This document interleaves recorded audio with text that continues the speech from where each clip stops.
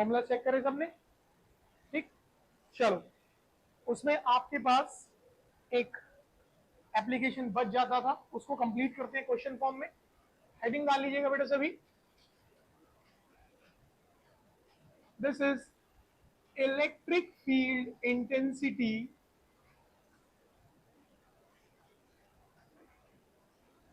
Due to a uniformly charged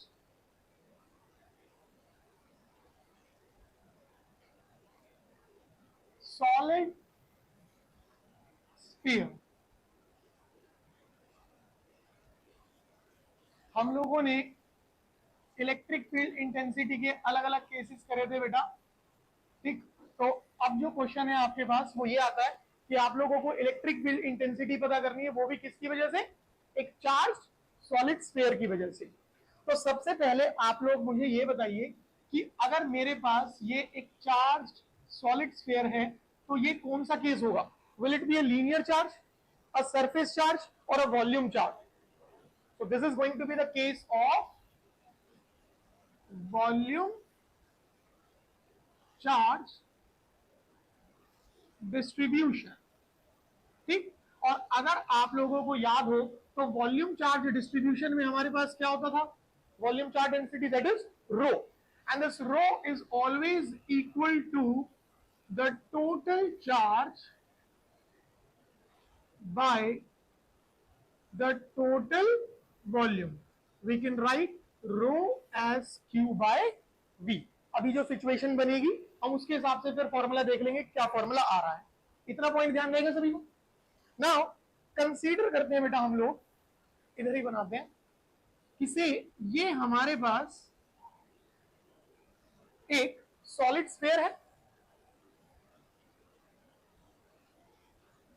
ठीक, और इस सॉलिड स्फीयर का जो रेडियस है वो हम लोगों ने कंसीडर किया है कैपिटल आर। और हमसे पहला पॉइंट कहा जा रहा है eight a point inside the solid sphere. आप लोगों को इलेक्ट्रिक फील्ड इंटेंसिटी एक ऐसे पॉइंट पे पता करनी है जो कि उस सॉलिड स्फीयर के अंदर होगा। अब एक चीज बताओ, अगर मेरे पास ये एक यूनिफॉर्मली चार्ज स्फेरिकल शेल होता, ठीक है, तो शेल मतलब एक होलो बॉडी होगी, और अगर बॉडी होलो है तो चार्ज उसके अंदर एग्जिस्ट सिर्फ कहां रहेगा? सरफेस पर। तो अगर शेल का केस होता, जो कि हमने लास्ट क्लास में पढ़ा भी था अगर आप लोगों को याद हो, तो शेल के अंदर कोई चार्ज नहीं है। जब अंदर कोई चार्ज नहीं है तो अंदर कोई इलेक्ट्रिक फील्ड भी एग्जिस्ट नहीं करेगी। बट अब हमारे पास जो केस है वो एक सॉलिड स्फीयर है।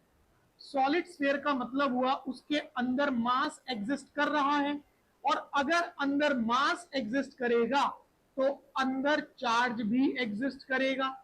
क्यों? क्योंकि चार्ज किसकी प्रॉपर्टी है? मास की। भाई अगर मैं बात करता हूं शेल की, तो शेल हो गया खोखला, उसके अंदर कोई मास नहीं है। अगर मास नहीं है तो अंदर चार्ज भी, बट अगर सॉलिड स्फीयर है तो मास होगा, और अगर मास है तो चार्ज भी होगा।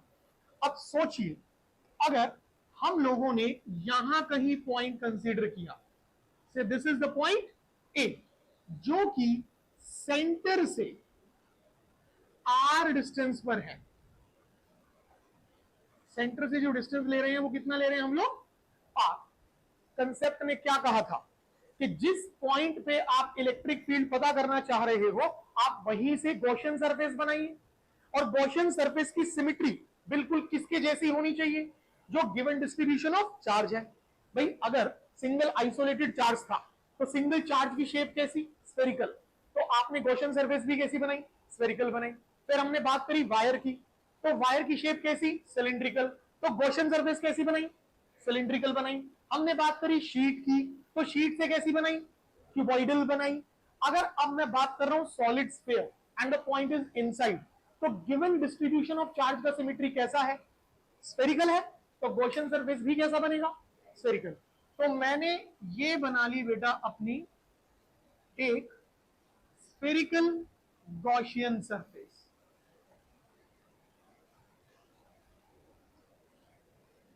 Spherical Gaussian surface. तो पॉइंट क्या ध्यान रखना है, जिस पॉइंट पे तुम्हें इलेक्ट्रिक फील्ड पता करनी है तुम उसी पॉइंट से क्या बनाओगे, अपनी गॉसियन सरफेस। और गॉसियन सरफेस की शेप कैसी बनाओगे, गिवन डिस्ट्रीब्यूशन जैसी। यहां तक कोई डाउट?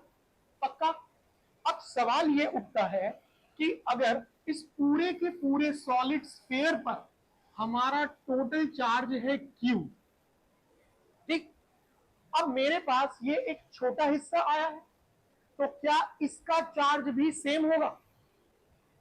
सोचिए ध्यान से। इज इट पॉसिबल कि अगर मेरे पूरे के पूरे सॉलिड स्फीयर पर कितना चार्ज है Q, और मैं ये उसका एक छोटा सा हिस्सा कंसीडर कर रहा हूं, तो क्या उस छोटे से हिस्से पर वही सेम चार्ज होगा या कुछ अलग होगा? कुछ डिफरेंट होगा ना। तो हमने कंसीडर करा कि ये जो गॉसियन सरफेस है, जल्दी से बेटा, तो गॉसियन सरफेस जो है, इस गॉसियन सरफेस पर चार्ज कितना ले लेते हैं, dq, ठीक। और अब हमें पता करना है कि ये dq चार्ज जो है वो कितना होगा, ठीक। अब कैसे करा जाएगा, बहुत ध्यान से देखना पड़ेगा बेटा।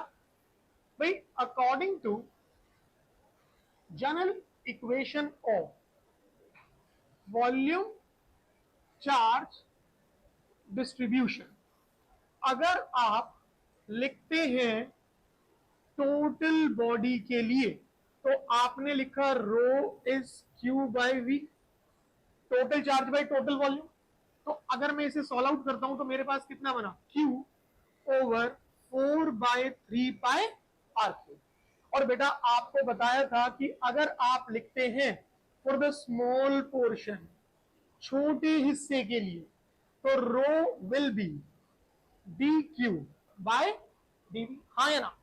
अगर हम इसे रिजॉल्व करें तो d Q divided by dV, dV is what, this छोटे वाला वॉल्यूम, छोटा वॉल्यूम कितना लिखूंगा मैं, 4/3 पाई आर क्यू, हाँ या ना। भाई सिंपल सी चीज, मैंने पहले टोटल के लिए लिखा, तो टोटल के लिए मेरे पास वैल्यू ये बनी, फिर मैंने छोटे हिस्से के लिए लिखा तो वैल्यू ये बनी। पर पूरे सिस्टम में जो मेरी वॉल्यूम चार्ज डेंसिटी है वो क्या रहनी चाहिए, सेम। तो अगर हमने इन दोनों को कंपेयर किया,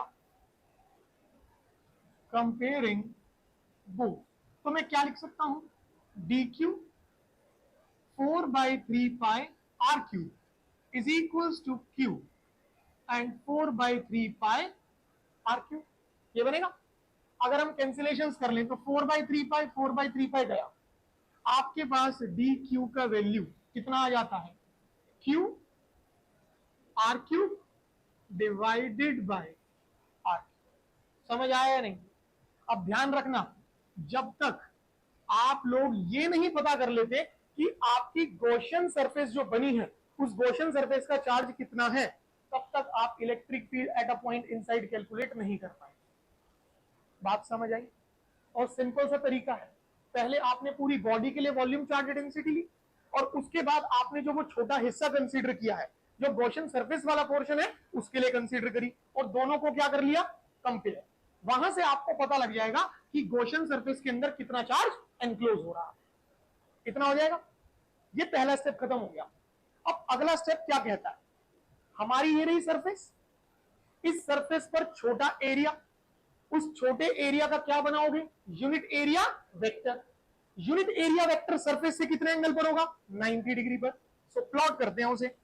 भाई ये मैंने कंसीडर करा एक छोटा सा एरिया,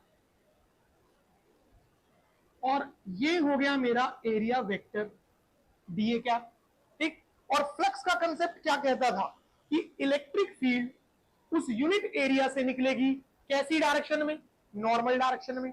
तो जब आप इलेक्ट्रिक फील्ड बनाएंगे उस यूनिट एरिया से, और वो भी नॉर्मल डायरेक्शन में, तो हर बार की तरह इलेक्ट्रिक फील्ड और एरिया वेक्टर दोनों की डायरेक्शन क्या हो जाएगी, सेम। और बाय डिफॉल्ट उनके बीच का एंगल कितना हो जाएगा, 0। बात समझ आई? पक्का? नाउ प्लीज आप इस पूरी फिगर को दिमाग में बैठा लीजिए फिलहाल के लिए, कि जो भी सिनेरियो हमने बनाया उसमें हमारा एरिया वेक्टर और हमारी इलेक्ट्रिक फील्ड दोनों की डायरेक्शन क्या हो चुकी है, सेम हो चुकी है।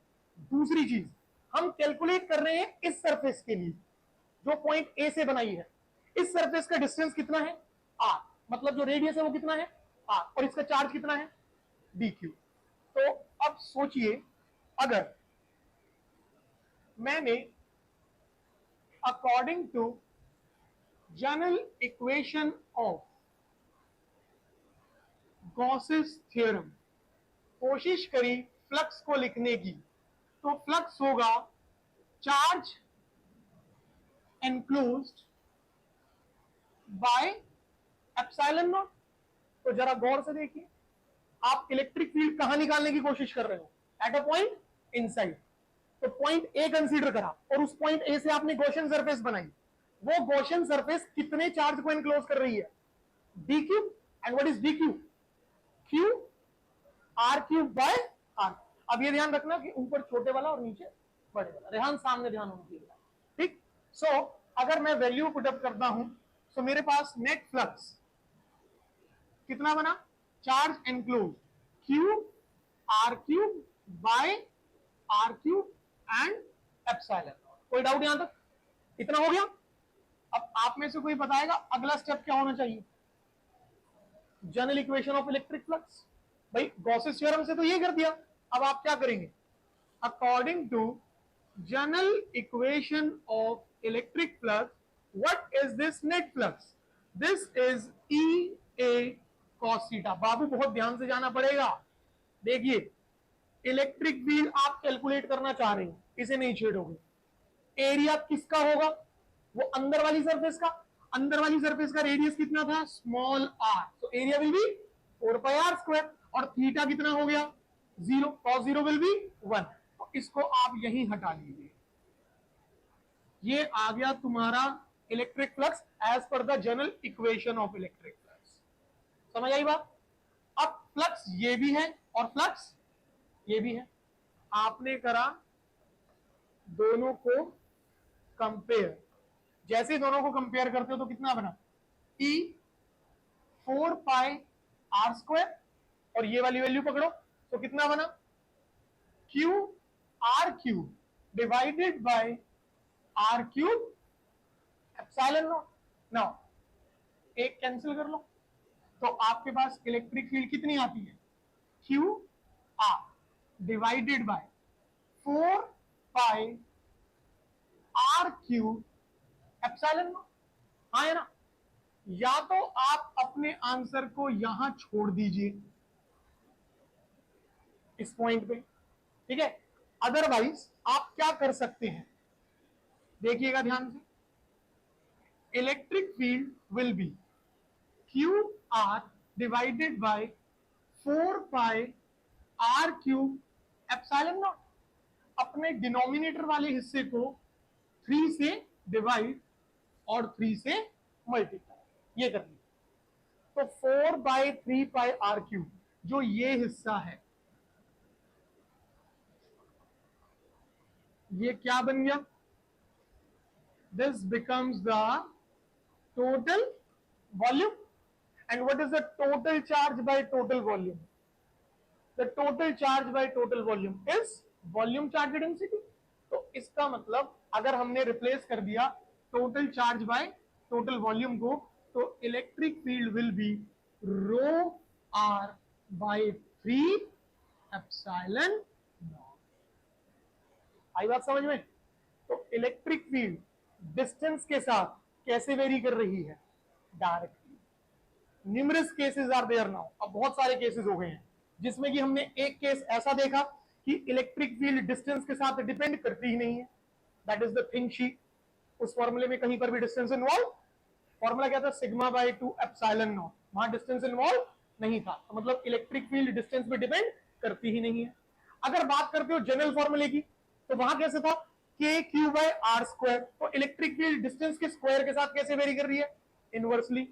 फिर एक फॉर्मूला था एक्सियल लाइन और इक्वेटोरियल लाइन, दोनों में ही डिनोमिनेटर में आर क्यूब था, तो इलेक्ट्रिक फील्ड कैसे वेरी कर रही थी? Inversely to the R cube. और अभी जो इक्वेशन देख रहे हो यहां पर कैसे वेरी कर रही है? Directly to the distance. पहला पॉइंट समझ आया? श्योर।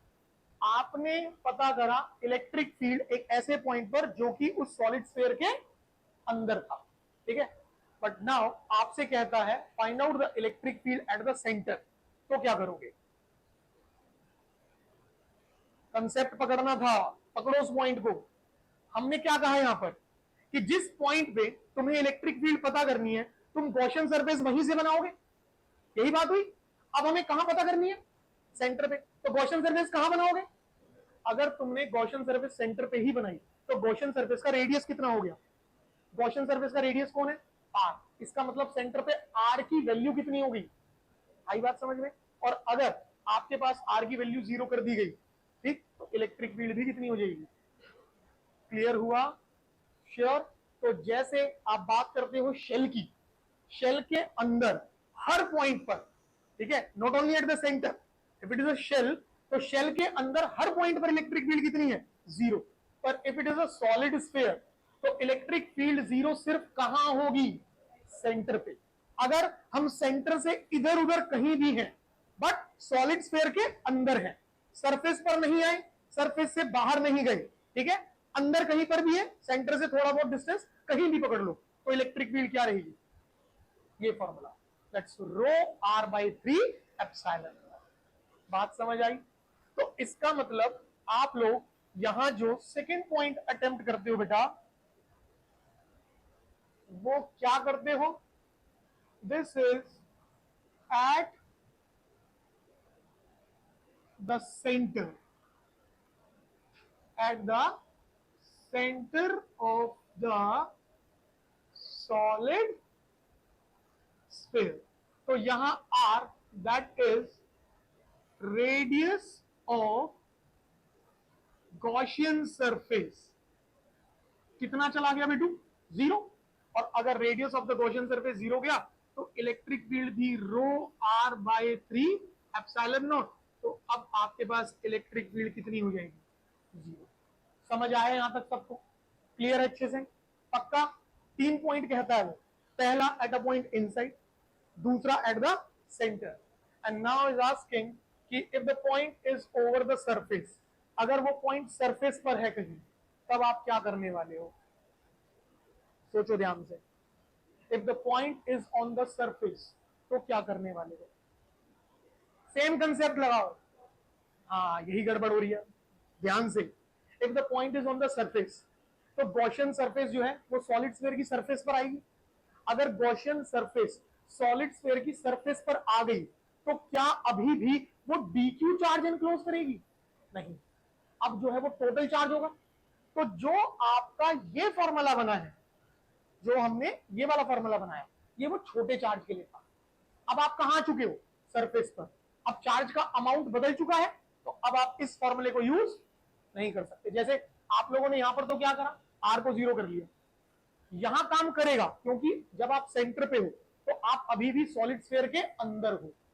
जब तक अंदर हो तब तक चार्ज का अमाउंट छोटा रहेगा, जो कि हमने निकाला। बट अब आप कहां आ चुके हो? सरफेस पर। तो इसका मतलब जब आप सरफेस पर आ गए तो अब चार्ज सेम नहीं है। Now it will be what? The total amount of charge. तो आपको प्रोसेस फिर से कैसे लेके जाना पड़ेगा? तीसरा पॉइंट कर देते हैं, आखिरी पॉइंट है बेटा ये। This is eight a point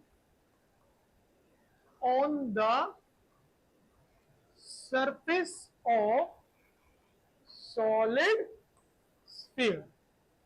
अब क्या करना है? According to equation of electric flux, और दूसरा पॉइंट पकड़िए बेटा, general equation of Gauss's theorem. चलो बताओ, as per the definition of electric flux हमें फ्लक्स को कितना लिखना चाहिए? This will be E A cos theta, and as per the Gauss's theorem क्या लिखना चाहिए? It is charge enclosed by, हम दोनों ही इक्वेशंस को पूरे सॉलिड स्फीयर के लिए लगा रहे हैं, तो दोनों को क्या कर सकते हो? इक्वेट। ओके, इलेक्ट्रिक फील्ड पता करनी है। Now what will be the area? पूरा सॉलिड स्फीयर है, रेडियस कितना था? Capital R. So what will be the area? 4 by R square. Theta वही बाय डिफॉल्ट पहले की तरह कितना जाएगा? 0 डिग्री। कॉस 0 हो जाएगा 1, इसको हटा लेंगे। What will be the charge enclosed? Total amount of charge and divided by, तो अब आपके पास इलेक्ट्रिक फील्ड कितनी बनी? Q 4 pi epsilon naught R square. तो ये पूरा का पूरा क्वेश्चन आपका 3 नंबर में आता है। ठीक है, कि एक सॉलिड स्फीयर है और अलग अलग पॉइंट्स हैं। वो अलग अलग पॉइंट्स कौन कौन से हैं? पहला एट अ पॉइंट इनसाइड, फिर दूसरा एट द सेंटर, और तीसरा ओवर द सरफेस। तो ऐसे करना पड़ेगा आपको। समझ आया? पक्का? अब जरा ध्यान से समझना। ठीक, हम लोग सेंटर पर हैं। सेंटर पर इलेक्ट्रिक फील्ड कितनी थी? 0। अगर मैं सेंटर से हल्का सा भी इधर उधर कहीं हो जाता हूं, ठीक है, बट सॉलिड स्फीयर के अंदर ही रहना है, तो there will be a non zero distance, small R value बनी। तो अगर हम सेंटर से दूर कहीं हैं और सॉलिड स्फीयर के अंदर हैं, तो इलेक्ट्रिक फील्ड ये डिस्टेंस के साथ कैसे वेरी कर रही है? डायरेक्टली। जो फॉर्मूला बना है रो आर बाई 3 एप्सिलॉन नॉट, तो कैसे वेरी कर रही है? तो मतलब सेंटर पे 0, सेंटर से हटे और सॉलिड स्फीयर के अंदर तक रहे, तो कैसे वेरी कर रही है? डायरेक्टली। और अगर सॉलिड स्फीयर पे आ गए, उसकी सरफेस पर आ गए, या उससे बाहर जा रहे हैं, तो वो कैसे वेरी करेगी? Inversely to the square. तो मैक्सिमम कहां होगी? सरफेस पर। मैक्सिमम कहां होगी? सरफेस पर। ध्यान रहेगा। तो जब आप इस सिचुएशन के अंदर एक छोटा सा ग्राफिकल वेरिएशन लेते हैं, तो वो कुछ इस तरीके से रहेगा बेटा। इधर आ जाएगा इलेक्ट्रिक फील्ड का मैग्नीट्यूड न्यूटन पर कूलम, इधर आ जाएगा आपके पास डिस्टेंस मीटर। एक पॉइंट ले लिया जहां पर स्मॉल आर किसके बराबर? Capital R. अगर स्मॉल आर और कैपिटल आर बराबर, तो मतलब आप सरफेस पर आ गए। सरफेस पर इलेक्ट्रिक फील्ड क्या होने वाली है? मैक्सिमम। ठीक, अब आ जाओ, सेंटर पर कितनी है? 0। सेंटर से सरफेस के अंदर तक कैसे वेरी कर रही है? डायरेक्टली। और जब सरफेस से बाहर निकल गई, तो कैसे वेरी कर रही है? Inversely to the square of distance. तो ये वाला ग्राफ बनाना है किसके लिए आप लोगों को? सॉलिड स्फीयर के। पूरा क्वेश्चन पकड़ में आया? अच्छे से कर सकते हैं, गड़बड़ नहीं होनी चाहिए। लगाओ इसको, फटाफट से कंप्लीट करो, जल्दी से बेटा, क्विक।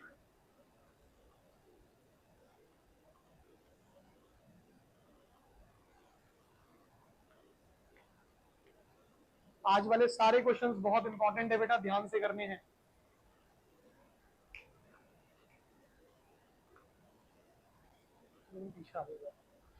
अंदर हो जा बेटा, रेहान अंदर हो जा, आराम से।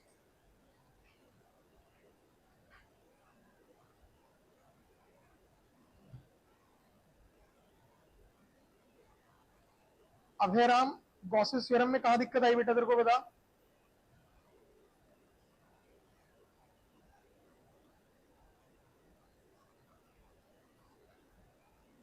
हर्षिता, अनन्या,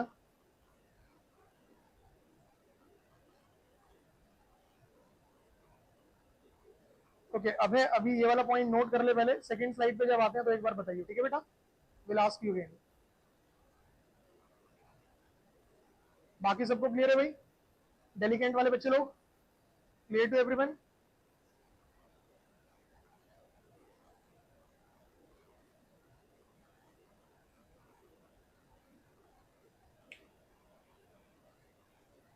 वंशिका समझ आया यहां तक? अक्ष क्लियर? अक्ष, कनिष्का क्लियर बेटा यहां तक? अनिकेत,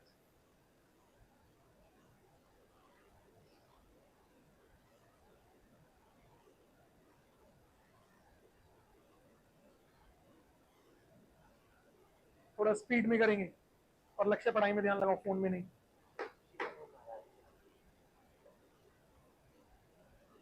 डायल करके दे तू था, कब की फोटो है? हाँ, मिला मिला।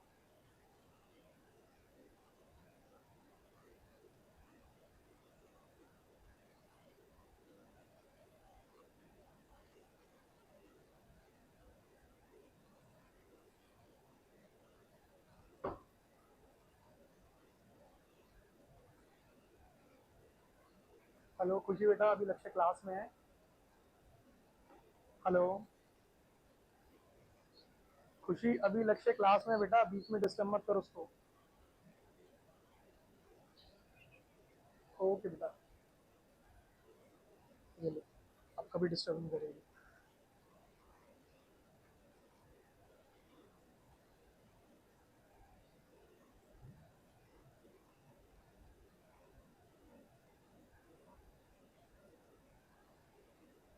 अर्पिता, यहां तक क्लियर है बेटा आपको? रितेश, श्रुति,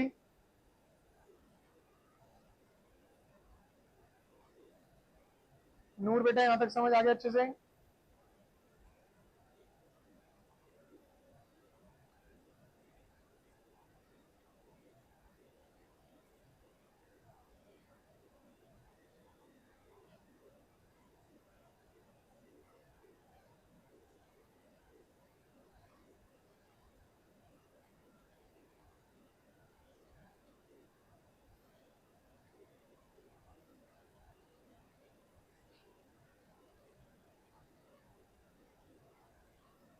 यहां तक डन?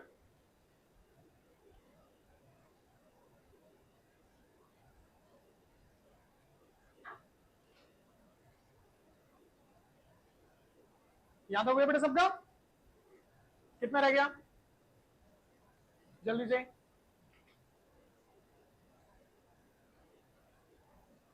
अभी क्लियर बेटे? चेंज कर रहे हैं बेटू? चलिए लगाइए नेक्स्ट पॉइंट।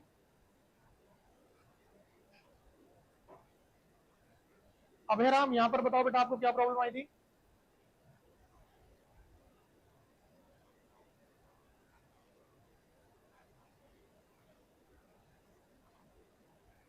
अबे सामने इक्वेशन देख ध्यान से। सबसे पहले क्या करना है, गॉसेस थ्योरम के अकॉर्डिंगली तूने फ्लक्स निकाला। गॉसेस थ्योरम के अकॉर्डिंगली फ्लक्स क्या होता है? Charge enclosed by epsilon naught. तो जो चार्ज देखोगे वो कौन सी वाली सरफेस का देखोगे? जो अभी सॉलिड स्फीयर के अंदर है। तो सॉलिड स्फीयर के अंदर जो सरफेस थी उसका चार्ज था डी क्यू। तो आपने डी क्यू की वैल्यू को सब्सटीट्यूट करके फ्लक्स निकाला, पहली इक्वेशन बनाई। यहां तक क्लियर है?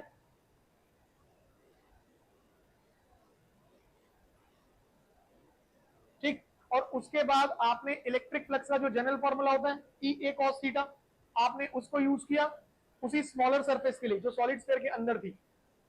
ठीक है, तो एरिया हो जाएगा 4 pi small R square and theta will be 0। तो कॉस 0 1 होकर के हट जाएगा वहां से, और फ्लक्स बन जाएगा E into 4 pi R square. ये सेकेंड इक्वेशन का काम हो जाएगा। डन है?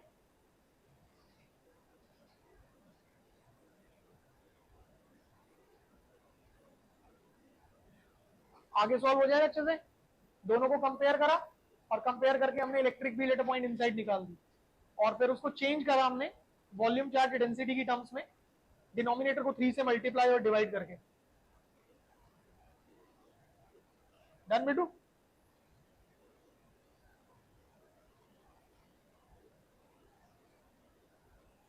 अब बेशरम ओ नहीं करना, पढ़ाई में ध्यान देना है। अब जो साथ में गाने चला रखे हैं ना तुमने यूट्यूब पे, उसको बंद करके पढ़ाई में ध्यान लगा।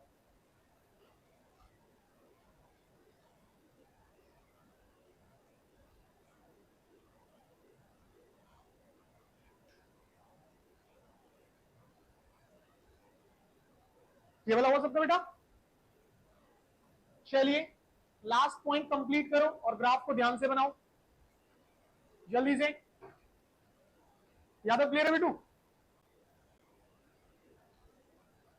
जोशी, समझ आया यहां तक अच्छे से? पक्का?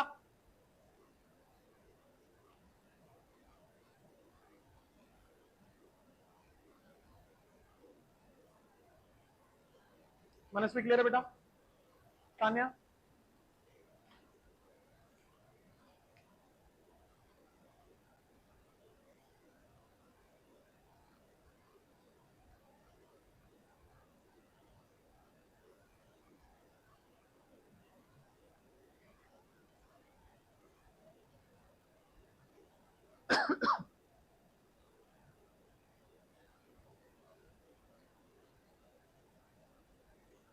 मिस्टर राम, अगर कोई पॉइंट छूट गया है तो मैं पीडीएफ शेयर करूंगा, वहां से कंप्लीट कर देना, ठीक है?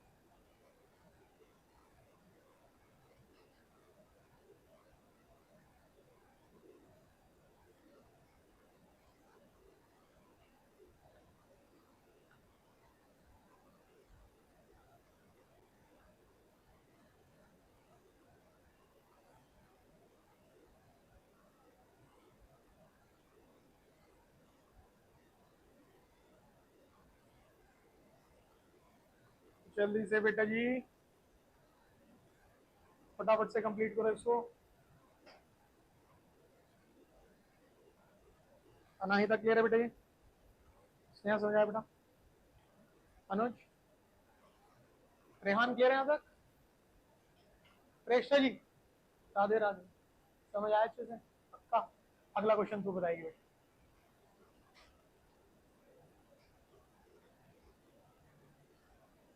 गौरव, क्लियर है बेटा यहाँ तक?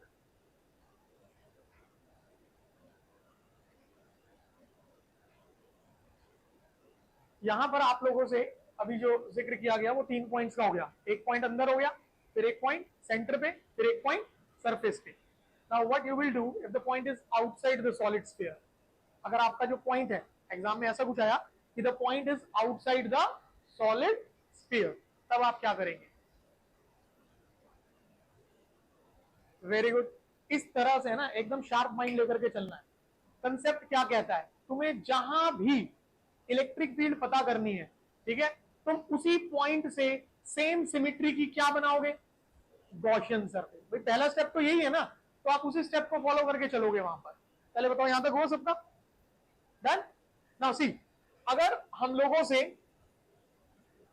ध्यान से समझेंगे बेटा, सपोज उसने कह दिया आप लोगों को eight a point outside the solid sphere, कि भाई जो पॉइंट है वो आपके सॉलिड स्फीयर से बाहर है। ये रहा आपका सॉलिड स्फीयर। सॉलिड स्फीयर का जो रेडियस था वो हमने कितना लिया था? Capital are. और सॉलिड स्फीयर में थ्रू आउट इस तरीके से चार्ज डिस्ट्रीब्यूटेड है, एंड से what is the total amount of charge? Q. अब उसने कहा कि the point is outside. Suppose ये ले लिया हम लोगों ने पॉइंट पी, जो कि अब सॉलिड स्फीयर से कहां है? बाहर। और कंसीडर कर लेते हैं कि ये कितने डिस्टेंस पर है? एक्स डिस्टेंस पर है। तो भाई कंसेप्ट क्या बोलता है, जिस पॉइंट पे फाइंड आउट करना है आप वहीं से सेम सिमिट्री की क्या बना लीजिए? Gaussian surface. तो ये हम लोगों ने गॉसियन सरफेस बनाई। नाउ टेल मी द अगला स्टेप। स्मॉल एरिया, ये ले लिया। स्मॉल एरिया का क्या बनाओगे? Area vector. पॉजिटिव चार्ज है, electric field will B crossing out that unit area in the normal direction. तो बाय डिफॉल्ट फिर से दोनों के बीच का एंगल कितना हो जाएगा? दो ही चीजें इस्तेमाल करो। पहला, general equation of electric flux, और दूसरा क्या इस्तेमाल करोगे? Gauss's theorem. General equation of electric flux से आप लोग क्या लिखोगे? This is E A cos theta. And Gauss's theorem से क्या लिखोगे? Charge enclosed by epsilon not. अब मुझे वैल्यूज बताओ। ई एज इट इज रहेगा। Now what should be the area? ये वाला स्फीयर है ना आपका, और रेडियस कितना बन चुका है? सो what will be the area? 4 pi x square. cos 0 will be 1. Now what is the charge enclosed? इस सॉलिड शेल ने ये वाला चार्ज एनक्लोज कर लिया, गॉसियन सरफेस ने, सॉरी। तो कितना लिख देंगे? Q बाय, तो इलेक्ट्रिक फील्ड कितनी आ गई? Q by 4 pi epsilon naught X square. Repeating again, process नहीं बदलेगा, process will remain the same. पहला स्टेप, जहां इलेक्ट्रिक फील्ड निकालनी है उस पॉइंट से सेम सिमिट्री की गॉसियन सरफेस। सेकंड स्टेप, जो सरफेस है उस पर लेना है स्मॉल एरिया। उस एरिया का क्या बनाओगे? Unit area vector. और उसी यूनिट एरिया वेक्टर से क्या लेकर के जाओगे? Electric field in the normal direction, so that electric field और एरिया वेक्टर के बीच का एंगल क्या हो जाएगा? जीरो। तीसरा स्टेप, डेफिनेशन ऑफ फ्लक्स है, इलेक्ट्रिक फ्लक्स लिख लो ई ए कॉस थीटा से, और फिर दूसरा गॉसेस थ्योरम से लिख लो charge enclosed by epsilon naught, और दोनों को क्या कर लो? Compare. You will get the final answer. हो जाएगा यहां तक? पक्का? इसे खत्म करो, जल्दी से लगाइए बेटा।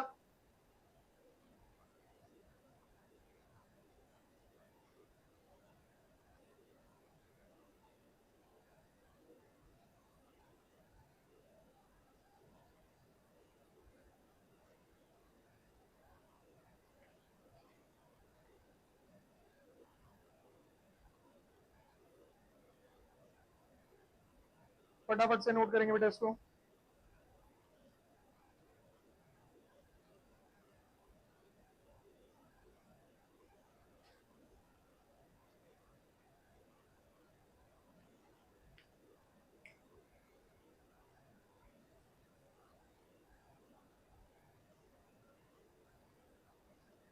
डायग्राम्स को थोड़ा सा ध्यान से, नीट एंड क्लीन होनी चाहिए बेटा।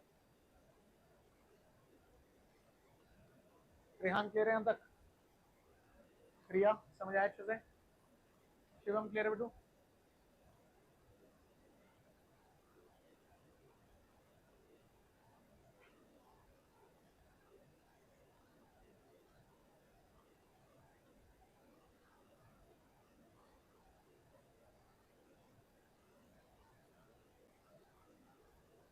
मिस्टर पटेल यहाँ तक डन? आयुष क्लियर है बेटा? ओके भी सभी का?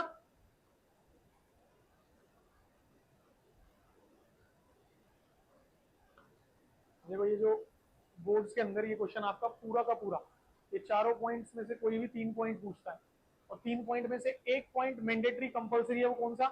एट अ पॉइंट इनसाइड वाला। वो अगर ये वाला केस पूछ रहा है तो वो आपसे एट अ पॉइंट इनसाइड तो पूछेगा ही पूछेगा, ठीक है। उसके साथ अलग से कोई भी दो जा सकते हैं, ठीक है। एट द सेंटर चला जाएगा, ऑन द सरफेस चला जाएगा, या फिर एट द सेंटर चला जाएगा, एट अ पॉइंट आउटसाइड चला जाएगा, या फिर on the surface and eight a point outside. तो कोई भी 3 पॉइंट पूछेगा और वो भी 3 नंबर के अंदर। कर देंगे अच्छे से? पक्का? तो यहां तो आपका ये पूरा का पूरा चैप्टर कंप्लीट हो जाता है सिर्फ कंसेप्ट्स के साथ। अब बारी आती है आपके क्वेश्चंस की और न्यूमेरिकल्स की। तो उसमें हम लोग देखो न्यूमेरिकल स्टार्ट करते हैं आप लोगों के।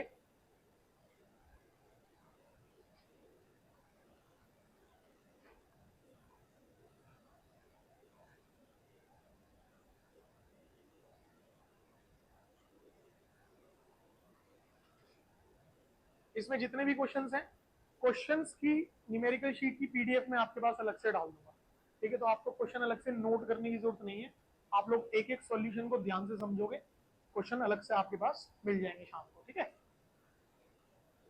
सो देखिए बेटा, पहला न्यूमेरिकल आप लोगों से क्या कह रहा है? कहता है in the given figure, figure मैं आपको भी बना के देता हूं। In the given figure determine the ratio of electric flux through the spheres S1 to S2। और सिचुएशन कुछ इस तरीके से है,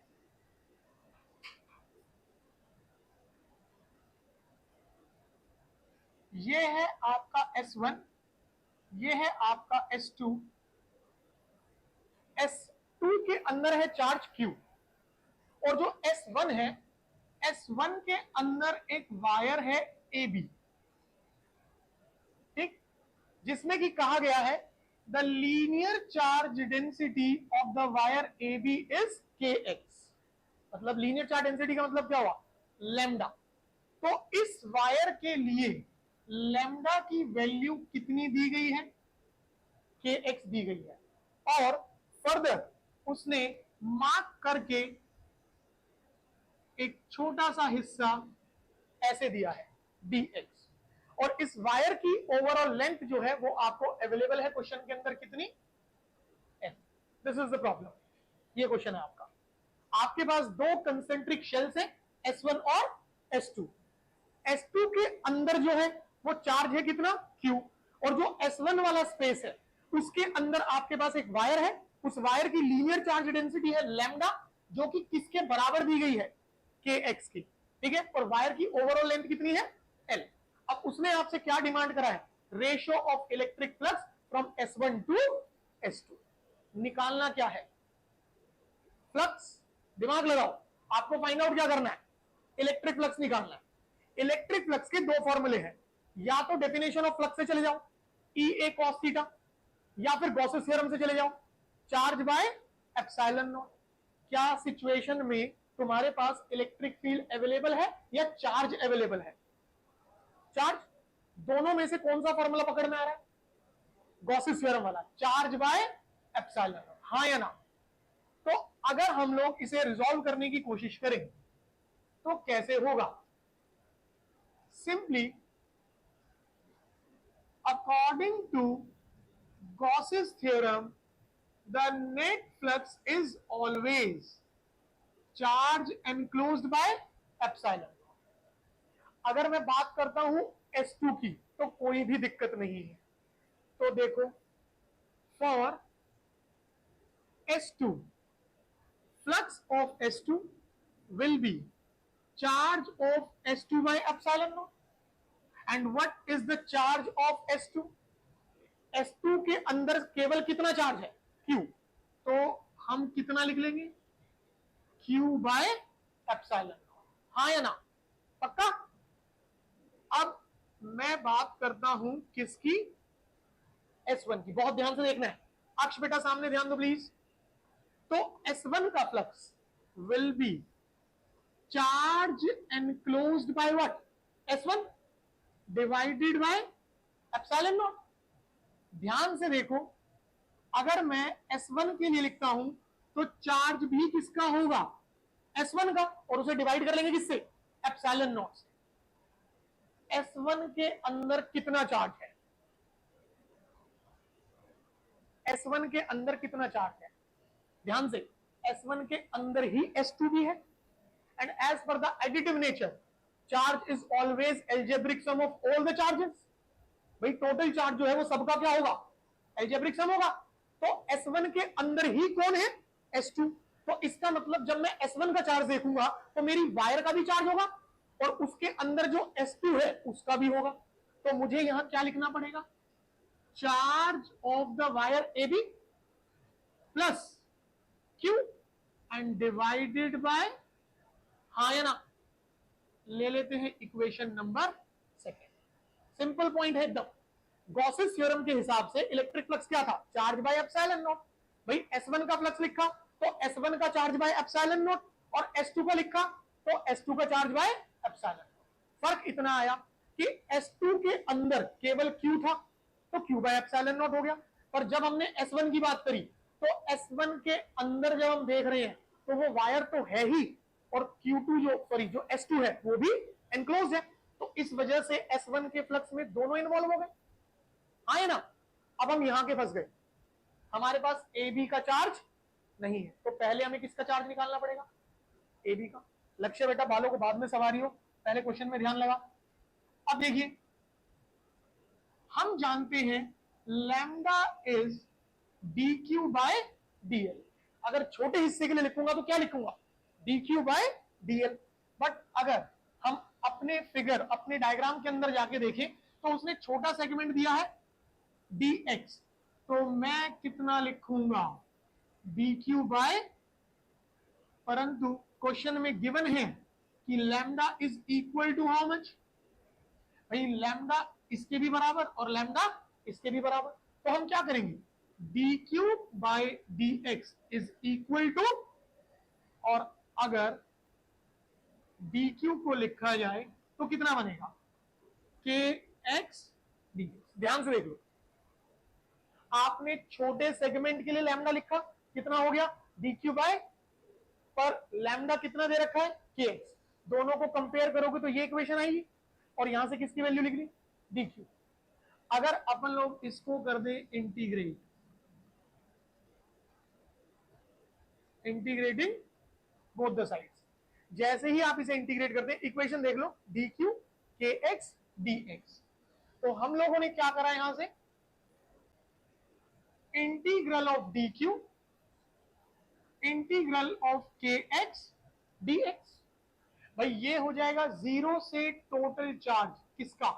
ए बी का, और जीरो से टोटल लेंथ। हाँ है ना? अगर इसे इंटीग्रेट करा तो सीधे सीधे क्या बन गया? Charge of A B. और अगर इसे करते हो के बाहर, और यहां से कितना बन गया? X square by, from zero to L, limits enter करी तो charge of A B will be K L square by, हाँ है ना? और अगर आप गौर से देखें तो आप लोगों ने फ्लक्स ऑफ S1 की इक्वेशन बनाई हुई है। यहां अगर ए बी का चार्ज आप पुट अप कर दें, दैट इज हाउ मच? के एल स्क्वायर बाय 2। S1 का फ्लक्स तैयार। ठीक। सो अगर मैंने सब्स्टिट्यूशन किया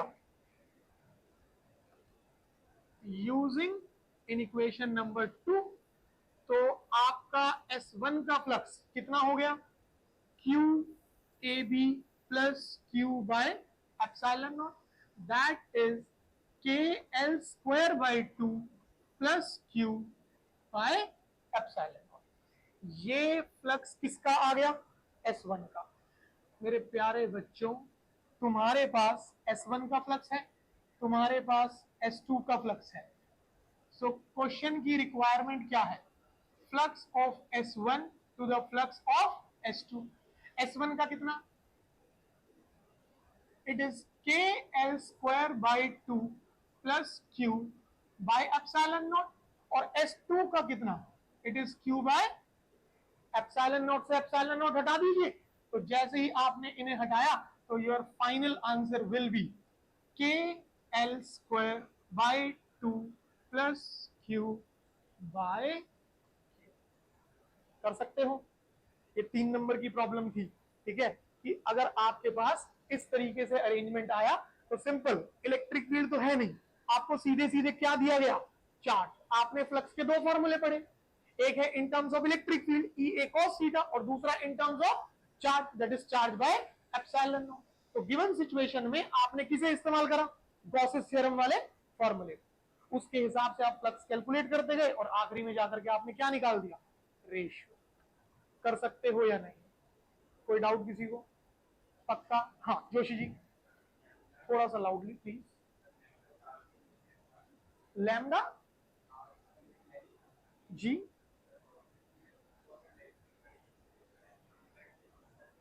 that's so nice of you. इसलिए कहते हैं हमें ज्यादा स्मार्ट नहीं होना चाहिए। क्वेश्चन के अंदर क्या आपको ये कहा गया कि वो चार्ज बाय लेंथ है, वो क्या दे रहा है आपको,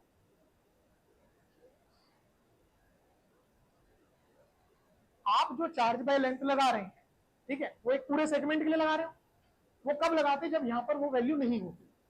अब यहां पर वो वैल्यू कितनी दी गई आपको, के, तो आप उसको कंपैरिजन के लिए आप इस्तेमाल भी नहीं कर सकते, ठीक है।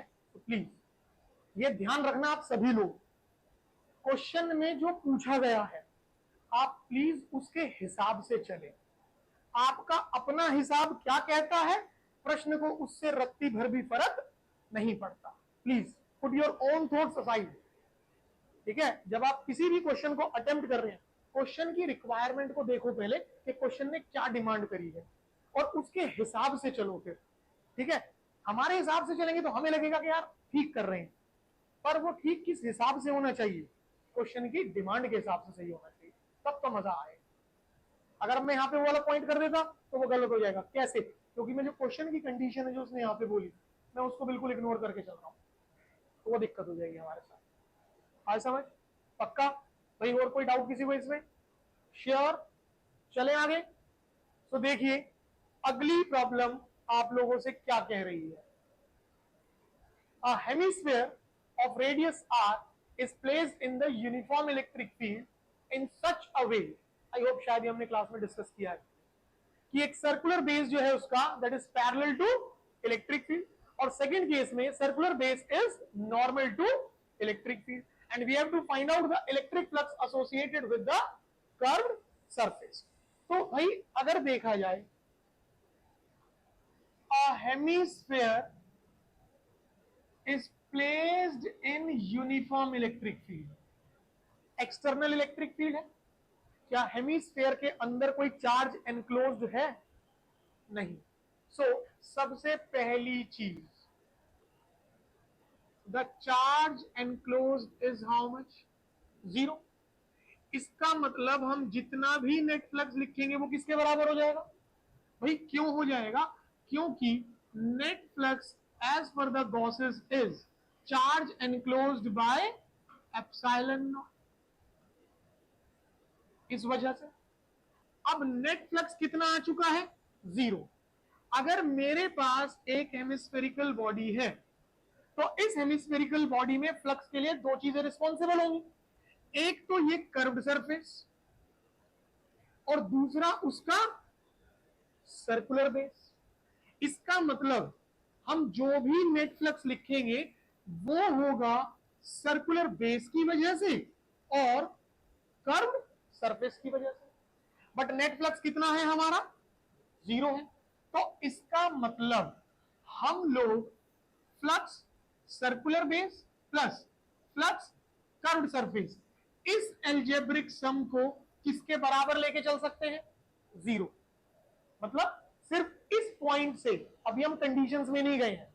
तो जो स्टार्टिंग में उसने हमसे बोला कि एक hemispherical body external electric field के अंदर रखी गई, तो जो एक्सटर्नल इलेक्ट्रिक फील्ड फ्लक्स बनाएगी वो अलग होगा। जो उस हेमिस्फेरिकल की अगर बात करें तो उसने किसी भी चार्ज को एनक्लोज नहीं करा, तो वो जो चार्ज वाला पॉइंट है उसके हिसाब से टोटल कितना रहेगा, 0। हमने वो लिख लिया।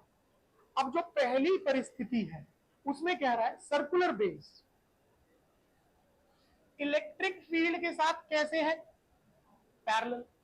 तो अगर तुम लोगों ने केस 1 प्लॉट किया, ये रही तुम्हारी यूनिफॉर्म इलेक्ट्रिक फील्ड और ये रहा तुम्हारा हेमिस्फीयर इन सच अ वे कि सर्कुलर बेस जो है वो इलेक्ट्रिक फील्ड के साथ कैसे हो गया, पैरेलल। अब तुम लोग स्मॉल एरिया लोगे और इस स्मॉल एरिया का area vector D A cap ये बनाओगे, इलेक्ट्रिक फील्ड और एरिया वेक्टर। भाई ये हो गई आपकी इलेक्ट्रिक फील्ड और ये हो गया आपका एरिया वेक्टर। सो दोनों के बीच में एंगल कितना चला गया, 90। अब आप इस्तेमाल करें अपनी मेन इक्वेशन को, ठीक, कि अगर इस तरह से रखा गया और ये सिचुएशन हमने इंप्लीमेंट करी तो हमारे साथ क्या होगा, हमारे पास बनेगा flux curved surface plus circular base is 0। निकालना किसके लिए है, curved surface will be negative of circular base, negative as it is. और फ्लक्स का जनरल फॉर्मूला क्या कहता है, E A cos theta, but फिलहाल थीटा कितना है and cos 90 will be, in that situation curved surface से किसी भी तरह का इलेक्ट्रिक फ्लक्स एसोसिएट नहीं कर पाएगा। कि अगर हम लोगों ने इस तरह से रखा हुआ है, इस ओरिएंटेशन में रखा हुआ है, तो कोई फ्लक्स नहीं आएगा। और सपोज अभी हम लोगों ने इसे कैसे रखा, इस ओरिएंटेशन, अगर अपन लोग इसको घुमा के ऐसे रखते हैं तो सर्कुलर बेस ऊपर आ गया, एरिया वेक्टर तब भी कैसे जाएगा, 90 डिग्री में। भाई इलेक्ट्रिक फील्ड ये बन गई और एरिया वेक्टर ये गया, तब भी दोनों के बीच में एंगल कितना रहा, 90। तो सर्कुलर बेस को पैरेलल रखना है, चाहे आप ऐसे रखें चाहे आप ऐसे रखें, दोनों ही सिचुएशन में उस सर्कुलर बेस का जो एरिया वेक्टर है वो इलेक्ट्रिक फील्ड के साथ क्या हो जाएगा, perpendicular, and will result in what, 0 flux. कर सकते हैं सभी। और केस सेकंड में उसने क्या कहा आपसे, that circular base is normal to electric field. अगर आप लोगों ने उसे नॉर्मल टू इलेक्ट्रिक फील्ड रखा, बेटा ध्यान से समझो क्योंकि अगली प्रॉब्लम तुम करने वाले हो। ये रही आपकी इलेक्ट्रिक फील्ड एंड सपोज या तो ऐसे रख लीजिए, ठीक, और अदरवाइज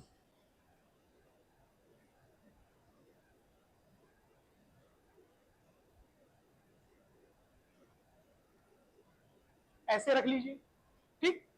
नाउ अगर मैंने एरिया वेक्टर लिया और यूनिट एरिया वेक्टर बनाया तो electric field and area vector दोनों के बीच का एंगल कितना हुआ, 0। और अगर यहां करते हैं एरिया वेक्टर इस तरीके से बनाया, दोनों के बीच का एंगल कितना, 180 डिग्री। तो सपोज अगर इस सिचुएशन को लेकर के चले तो curved surface circular base the total is 0। Now curved surface will be negative of circular base, negative E A cos theta, theta कितना, 0, एंड कॉस 0 विल बी 1। तो flux from curved surface will be minus E A. क्या question में radius के बारे में कुछ बोला है वहां पे, ऑफ रेडियस आर, अगर रेडियस आर है, ठीक, और बात जा रही है सर्कुलर बेस के साथ, तो एरिया की जगह वैल्यू पुटअप करो, तो कितना बनेगा हमारे पास minus E pi R square. आई बात समझ? अगर फ्लक्स नेगेटिव है, नेचर ऑफ फ्लक्स होता है ना आपका outward flux and inward flux, तो उससे ये नहीं होना कि यार नेगेटिव आ रहा है तो गलत है। फ्लक्स पॉजिटिव भी हो सकता है और फ्लक्स नेगेटिव भी हो सकता है, ध्यान रहेगा। बट अगर आपने यहां से करा तो ये करा आप लोगों ने circular base, curve surface will be how much 0।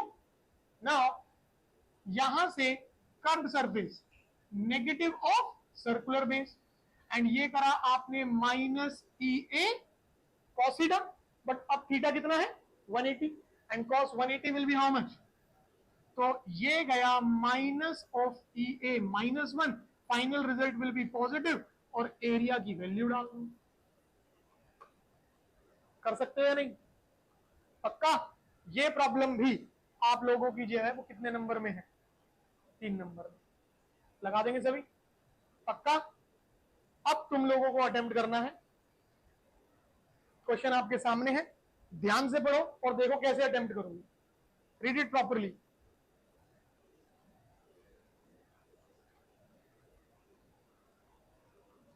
Question को ध्यान से पढ़े बेटा।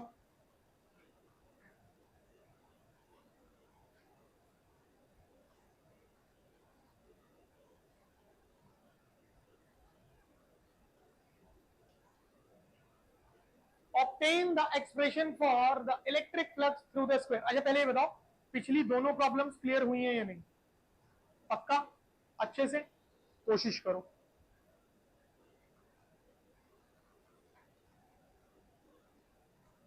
अश्विनी, अभयराम,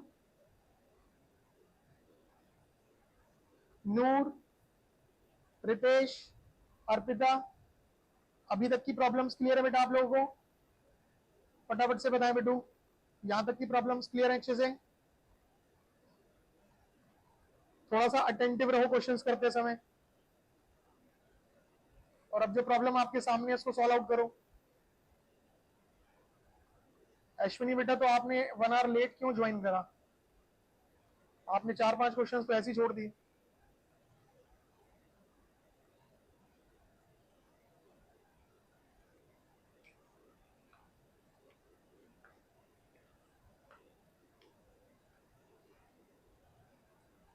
ध्यान से क्वेश्चन को ध्यान से पढ़ो और फिर करने की कोशिश करो। अक्षिता गलत फॉर्मूला लगा रही है मेरे बच्चे।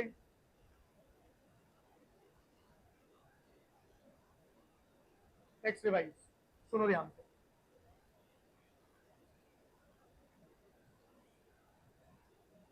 सबका ध्यान सामने होना चाहिए बेटा। फ्लक्स को लेकर के 2-3 चीजें जो आपको हमेशा अपने जहन में रखनी है, ठीक है? क्या क्या? पहली चीज,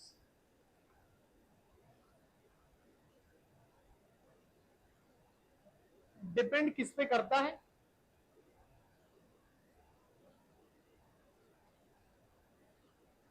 और किस चीज पर नहीं करता, ठीक है? अगर बात की जाती है इंडिपेंडेंट, कि डिपेंड नहीं करता, so area of the surface, वो एरिया पे कभी भी निर्भर नहीं करेगा। ये हमने उस समय भी सीखा था जब हम इलेक्ट्रिक फ्लक्स पढ़ रहे थे, ठीक है? कि भाई फॉर्मूले में अगर देखें तो फॉर्मूले में आ रहा है वो ई ए कॉस थीटा, बट जब हम इलेक्ट्रिक फील्ड की वैल्यू पुटअप करते हैं, फॉर्मूला पुटअप करते हैं, that charge by distance square, और वहां के की वैल्यू भी डाल देते हैं 1/4 पाई एप्सिलॉन नॉट, ठीक है?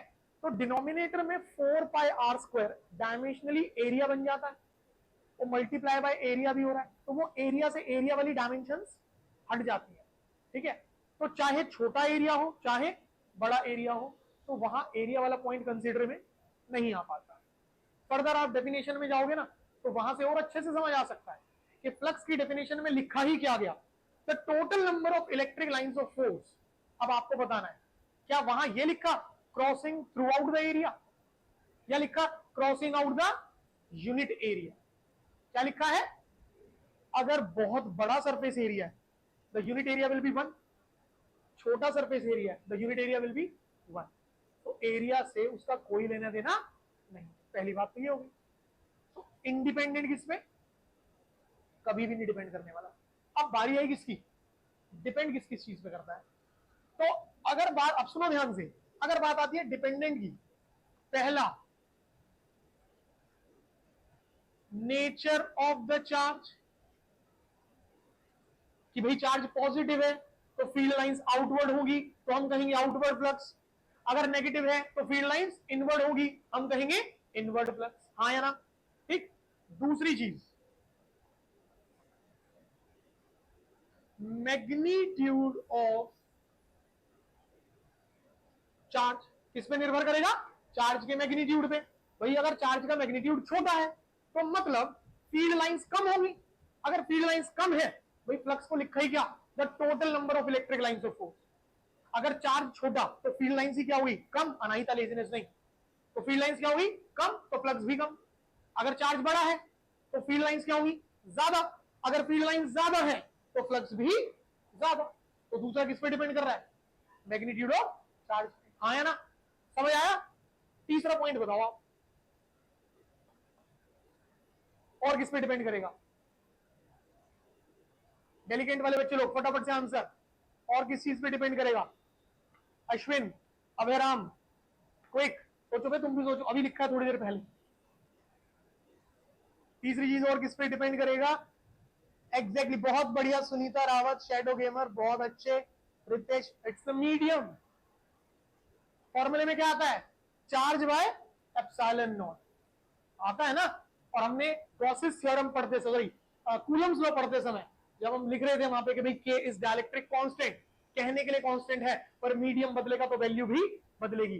परमिटिविटी, जब हम डाइलेक्ट्रिक कांस्टेंट को सॉल्व आउट किया था तो हमने एक पॉइंट करा कि हम एक अरेंजमेंट ले रहे हैं जिसमें कोई मीडियम नहीं है, तो हमने लिखा था एप्सिलॉन नॉट। फिर हमने एक अरेंजमेंट लिया जिसमें कि मीडियम है, तो वहां लिखा था एप्सिलॉन एम, मतलब मीडियम बदला तो परमिटिविटी की वैल्यू भी बदल गई। और गॉसेस थ्योरम के हिसाब से फ्लक्स के फॉर्मूले में कौन आ रहा है, it is charge by permittivity. इसका मतलब मीडियम बदलेगा तो फ्लक्स भी।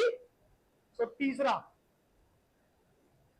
वो किस पे निर्भर करता है, मीडियम पे। आई बात समझ में। वो बच्चे ऑनलाइन पढ़ रहे हैं, तुम ऑफलाइन में फेस टू फेस इंटरेक्शन में हो, उनके साथ कंसेप्ट्स उस लेवल पे जा ही नहीं पाते जिस डेप्थ के साथ तुम्हारे साथ जाते हैं। And look at the speed of the answer, तुरंत आंसर आया वहां पे। तीसरा पॉइंट कौन होगा, मीडियम होगा। How these guy can be much more attentive than you यार, कैसे हो सकता है। या मतलब वो कोई अलग जड़ी बूटियां खा रहे हैं, रामदेव बाबा ने दे रखी है, उन्हें चूर्ण बना के दे रखा है, वो सुबह नाश्ते में ले जाते हैं। हाँ? सुधर जाओ, मेहनत करो थोड़ी सी, समझे जोशी जी। चश्मा लगाने से बात नहीं बनेगी, नजरों से ज्यादा दिमाग तेज करना पड़ेगा, नहीं तो रिश्ते वाले दिन अगर मैंने जवाब दे दिया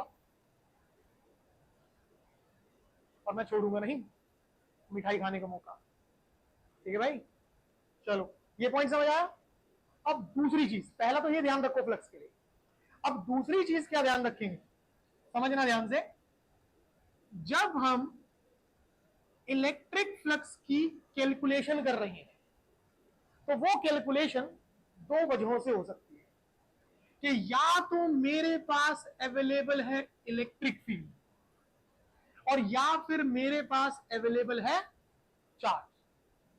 ठीक है, या तो मेरे पास क्या अवेलेबल है, इलेक्ट्रिक फील्ड, और या फिर मेरे पास क्या अवेलेबल है, charge. If it is with game of a charge, अगर अवेलेबिलिटी में कौन है, charge, surface should be close. आप उस चार्ज को क्या करेंगे, एनक्लोज करेंगे। कैसी सरफेस होनी चाहिए, क्लोज सरफेस होनी चाहिए। हाँ या ना। और अगर गेम किसकी, इलेक्ट्रिक फील्ड की, not necessary to be close. अगर क्लोज नहीं है तो भी चलेगा, कोई दिक्कत नहीं। बट अगर चार्ज की बात करके वो फ्लक्स की बात कर रहा है तो सरफेस कैसी बनानी पड़ेगी? क्लोज्ड बनानी ही पड़ेगी। आई बात समझ? और आखिरी पॉइंट सिंपल सा है, फ्लक्स क्वांटिटी कैसी है? स्केलर। ठीक, टोटल निकालने के लिए कैसा सम चलाओगे? इन पॉइंट्स के अलावा फ्लक्स का कोई भी क्वेश्चन करने के लिए तुम्हें कोई चौथा कंसेप्ट नहीं चाहिए। यही तीन चीज है, पहला ये, दूसरा ये, और तीसरा जो अभी आपके साथ डिस्कस किया। आई बात समझ? अब पकड़ो क्वेश्चन और सोचो क्या करोगे। फ्लक्स की बात कर रहा है, इलेक्ट्रिक फील्ड है या चार्ज है? दोनों में से कौन सा जाना चाहिए? सरफेस शुड बी, आया कुछ याद? अब चार्ज की सिमिट्री कैसी होती है? स्फेरिकल। तो अपन लोगों को एनक्लोज भी किसमें करना पड़ेगा? स्फेरिकल में। वो कब करते? जब वो हमें वहां कोई सरफेस देता ही नहीं। हाँ या ना? पर अभी सिचुएशन क्या है कि there is an square face, इसके सेंटर से हमारे पास राइट हेयर भी है चार्ज, तो ये हमें अवेलेबल है। अब सोचो, स्क्वायर फेस है, तुम्हें इस चार्ज को एनक्लोज करना है, कैसी सिमेट्री? क्यूब बना दो। आई बात समझ में नहीं है? क्लियर हुआ? खाली बैठने से बात नहीं बनेगी, थोड़ा सा तो सोचना पड़ेगा, ऐसे नहीं होने वाला। ठीक है? और ये क्वेश्चन एमसीक्यू में आया है आपके पास बोर्ड्स के अंदर। और क्या है क्वेश्चन के अंदर? कोई रॉकेट साइंस थोड़ी है, छोटा सा पॉइंट था, ओपन सरफेस से बात बन रही है नहीं बन रही, या क्लोज लेनी पड़ेगी? भाई अगर इलेक्ट्रिक फील्ड होती तो बन जाती, चार्ज है नहीं बन सकती, सरफेस कैसी लेनी पड़ेगी? क्लोज लेनी ही पड़ेगी। समझ आया? अभी आंसर नहीं निकला, समझो ध्यान से। अब मुझे पता लग चुका है कि हमें क्या बनाना पड़ेगा, एक क्यूब बनाना पड़ेगा। तो ये थी हमारी गिवन शीट, ये वाली, ठीक है? और हमने उस गिवन शीट से क्या बना लिया? क्यूब। अब इस क्यूब के सेंटर पे, अब सेंटर पे हो कहीं भी हो कोई फर्क नहीं पड़ने वाला, क्योंकि वो चार्ज अंदर है, ठीक? और यहां चार्ज कितना है? क्यू। भाई गॉसेस थ्योरम ने सीधे तरीके से एक बात कही है, चार्ज एनक्लोज्ड बाय एप्सिलॉन।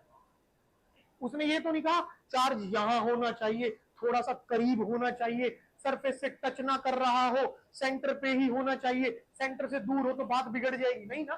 क्या बोला? अंदर होना चाहिए। तो क्या इस डिस्टेंस से कोई लेना देना है? कुछ नहीं करना उसका, ठीक? तो तुम्हारे पास नेट फ्लक्स तो कितना बन गया? Q bye epsilon naught. और ये फ्लक्स इज फ्रॉम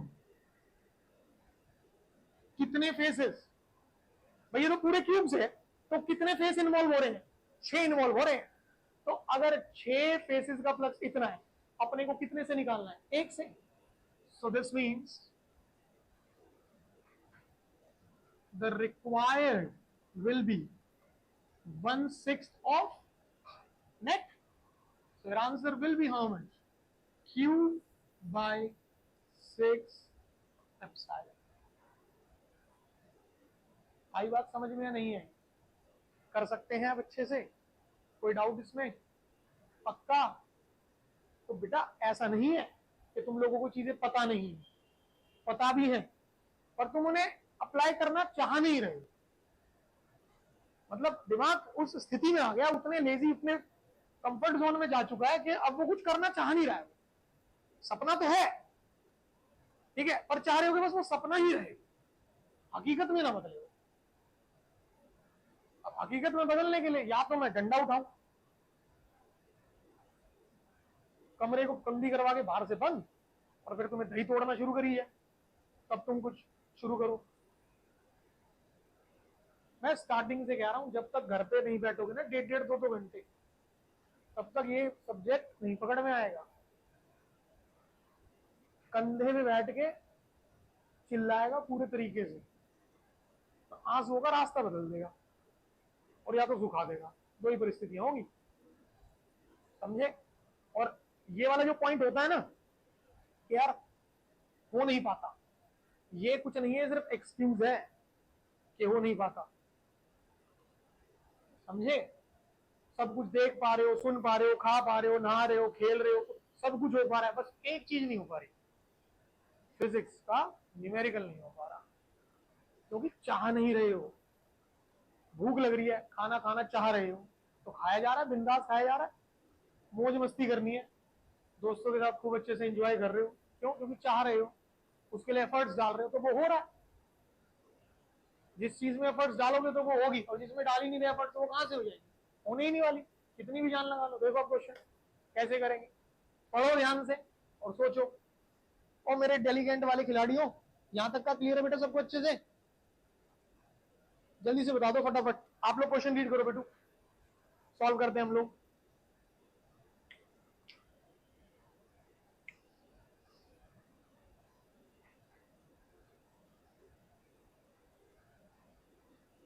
कुछ याद आया? जिस दिन हमने फ्लक्स पढ़ा उस दिन एक छोटा सा बेसिक कंसेप्ट लिया था, क्यूब को रख करके हमने क्यूब रखा था, है कुछ याद? अब यहां क्वेश्चन क्या है? सिलेंडर। अभी जो हम ये क्वेश्चन करेंगे ना, यही क्वेश्चन एक और तरह से आता है, ठीक है, उसको भी सीखेंगे हम लोग। अब ध्यान से देखो, क्वेश्चन में चार्ज गिवन है फ्लक्स निकालने के लिए, या इलेक्ट्रिक फील्ड गिवन है फ्लक्स निकालने के लिए। तो मतलब वो क्लोज सरफेस है नहीं है, हमें उस बात से कोई भी फर्क नहीं पड़ेगा, ठीक है। तो अब इलेक्ट्रिक फील्ड है, तो अब मैं क्यू बाय एप्सिलॉन नॉट तो खेलूंगा नहीं, मैं क्या खेलूंगा? ई ए।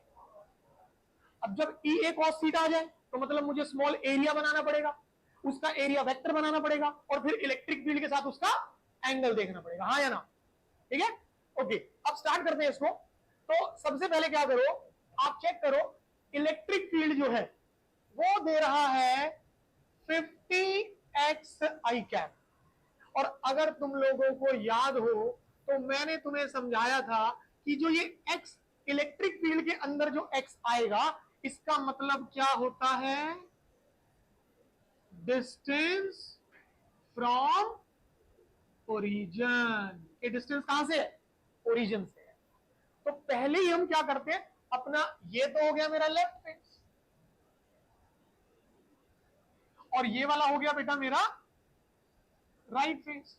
तो हम ये पता कर लेते हैं कि लेफ्ट फेस के लिए और राइट फेस के लिए इलेक्ट्रिक फील्ड कितनी बनेगी, ठीक। सो देखो, फॉर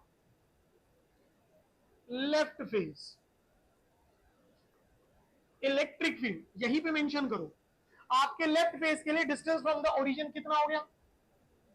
इट इज 1 मीटर।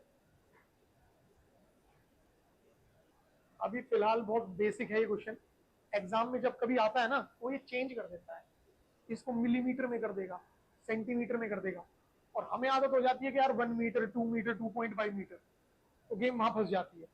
आपको लगेगा पूरा का पूरा ठीक करते चल रहे हो, पर आप ये भूल जाओगे कि वहां वैल्यू जो थी वो किसमें दे रखी थी, सेंटीमीटर में या फिर मिलीमीटर में। तो ध्यान रखना, अगर ऐसा है तो आप सबसे पहले उस वैल्यू को किस में लेके जाओगे?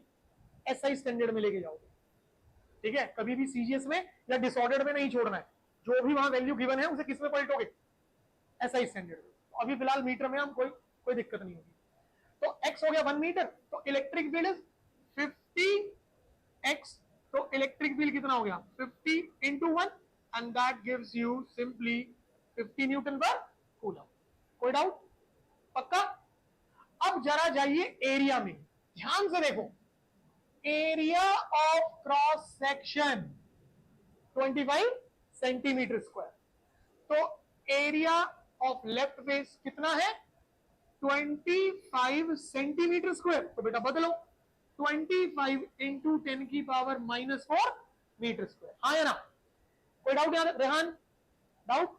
पक्का? इलेक्ट्रिक फ्लक्स निकालने के लिए फॉर्मूला है ई ए कॉस थीटा। अपने पास ई आ गया, अपने पास ए आ गया, अब क्या चाहिए? थीटा। तो ध्यान से, अगर लेफ्ट फेस पर आपने एरिया लिया तो ये गया हमारा एरिया वेक्टर, इस तरीके से।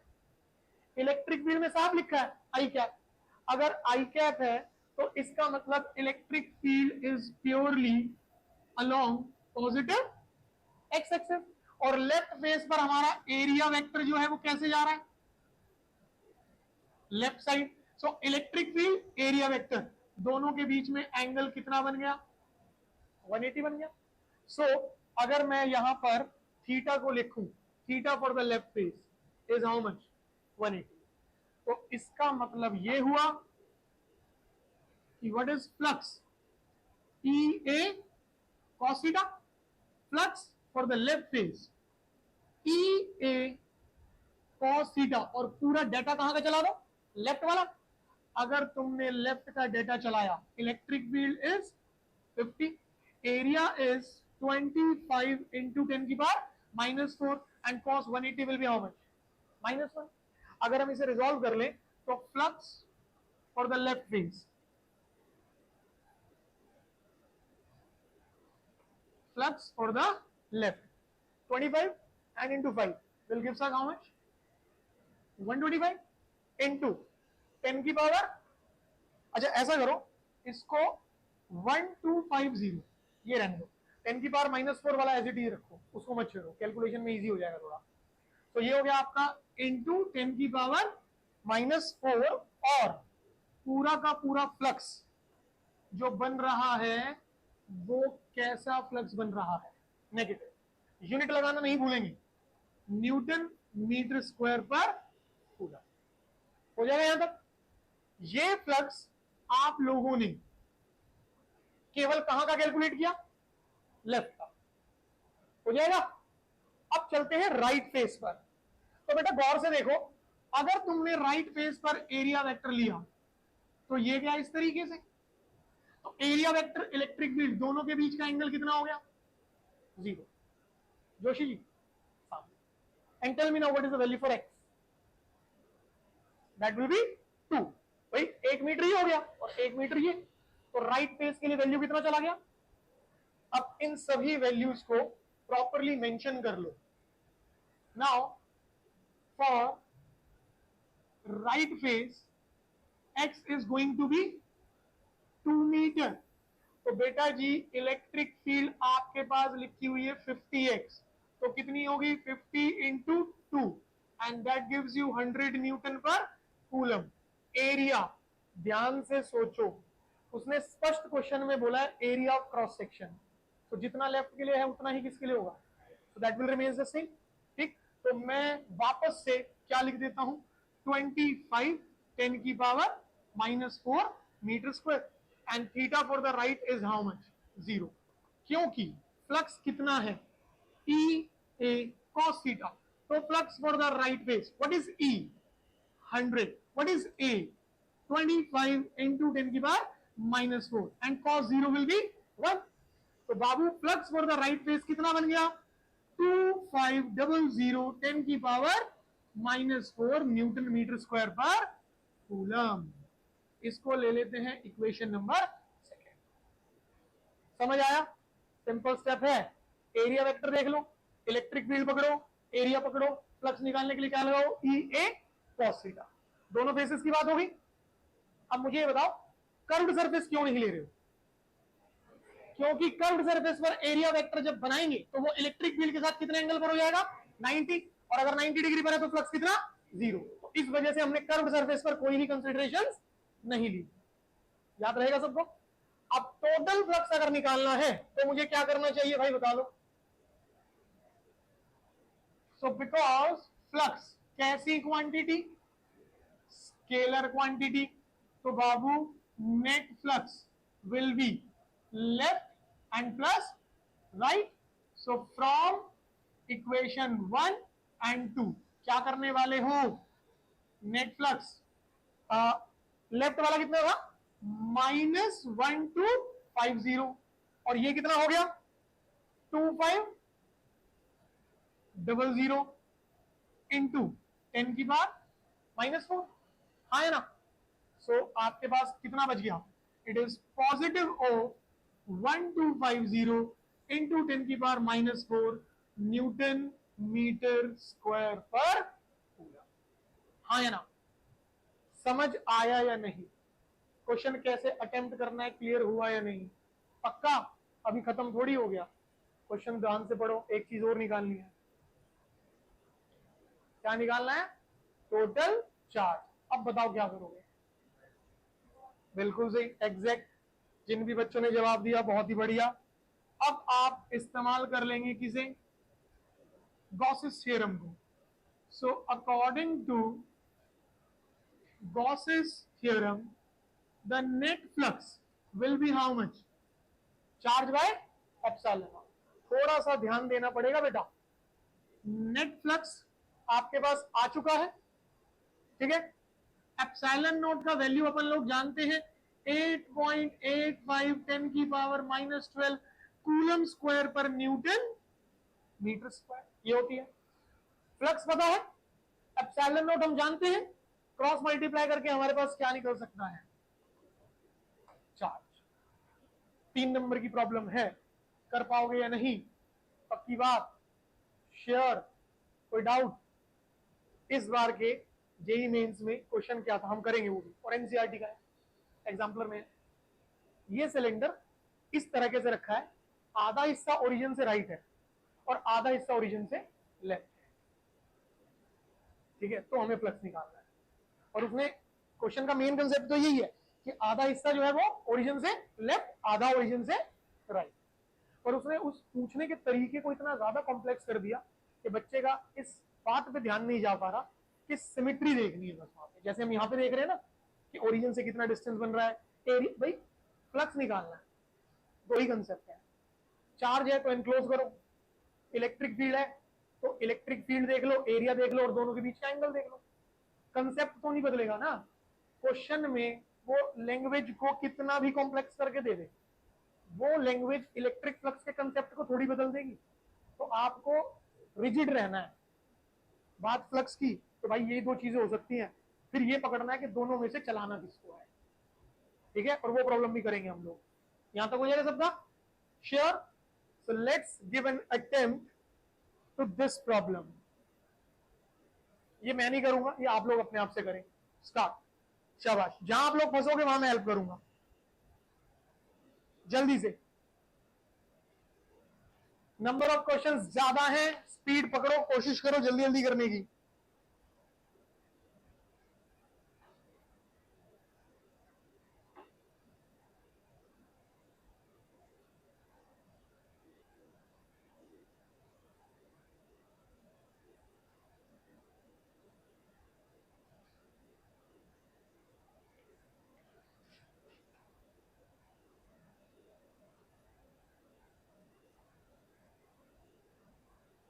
सॉलिड आउट, जल्दी जल्दी से बेटा।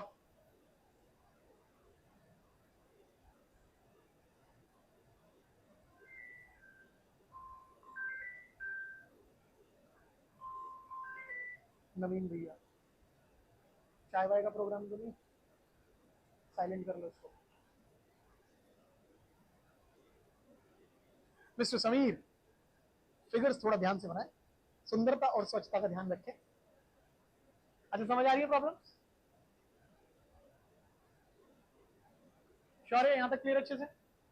पक्का? समझ क्लियर है यहां तक? कनिष्का समझ आया बेटा यहां तक की प्रॉब्लम्स? रेहान भाई, अक्ष बाबू, गौरव एंड पार्टी, क्लियर अच्छे से? राधे राधे। समझ आ रहा है? समझ सब कुछ आता है, करते क्यों नहीं जब क्वेश्चंस बोले जाते हैं तो? है? रिया के साथ रहना बंद करिए, बिगाड़ रही है तो। रिया कह रही है ट्रिस्टा बिगाड़ रही है मुझे। या तो मनी मन कह रही है इन्हें क्या पता, मैं अकेले बैठ के इन्हें बिगाड़ रही हूँ सब।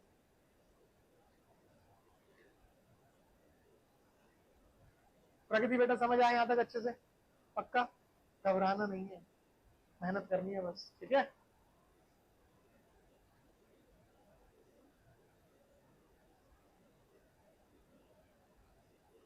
रेहान आपका स्कूल कौन सा बेटा?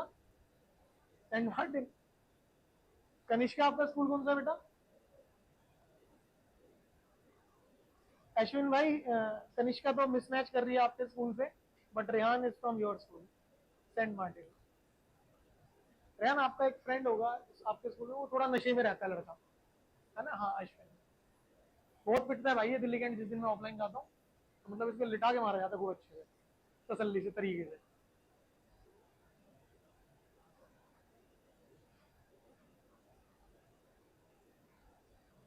नूर इज सेइंग से डायग्राम क्लियर नहीं है. Okay Noor, what should I do now?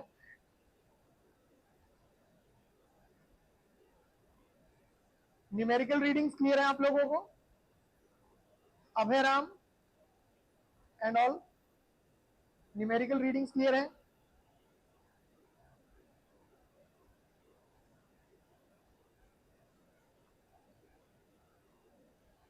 कोशिश करो, आपके पास गिवन सिमेट्री में एक क्यूब दिया गया है बेटा, और जो क्यूब है वो ओरिजिन से रखा हुआ है ए डिस्टेंस पर, ओरिजिन से ए डिस्टेंस पर है, और क्यूब की एज लेंथ भी ए है.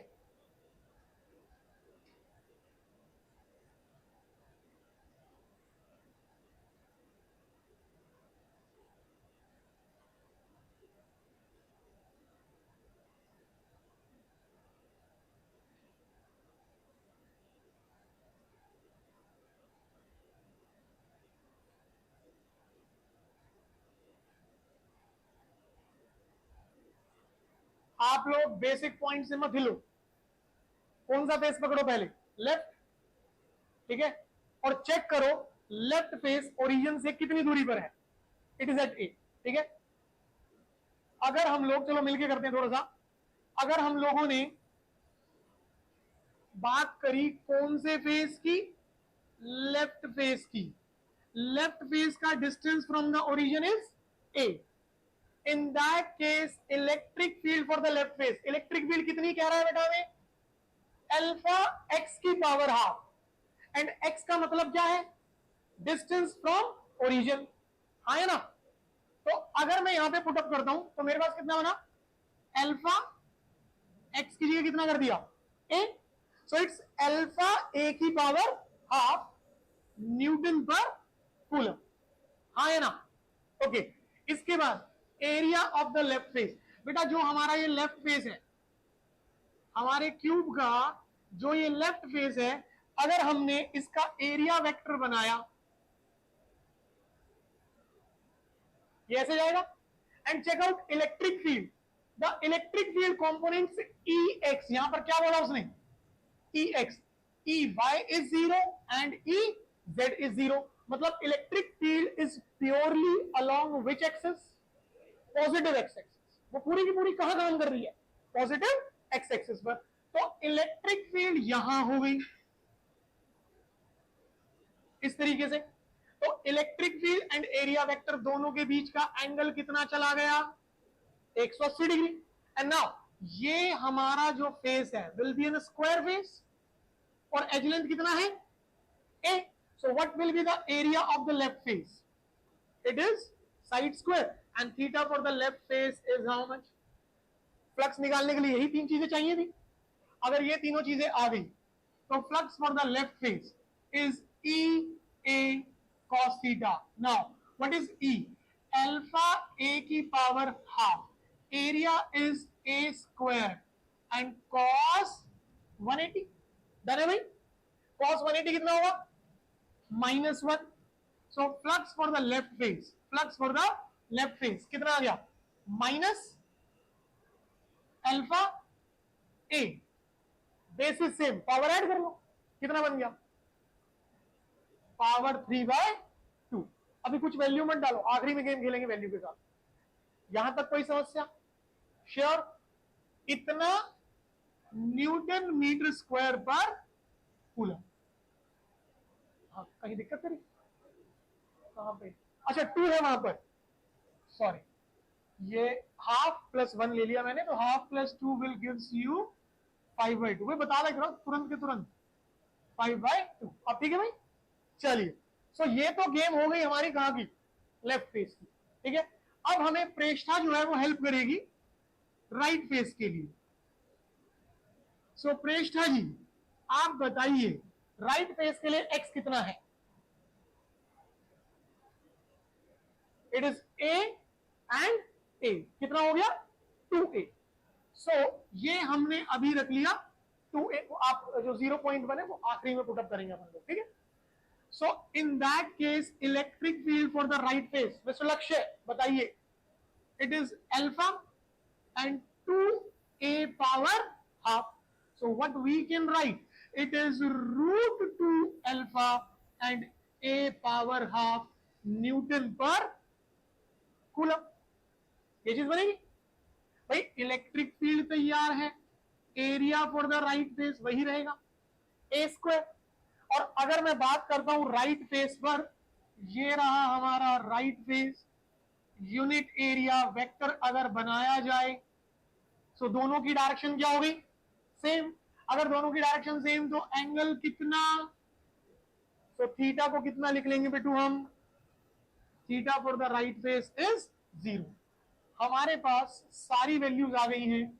Now what is flux, E A cos theta. तो flux for the right face what is E, √2 alpha, √2 alpha A power half into area A square into cos 0। ये बनेगा Joshi,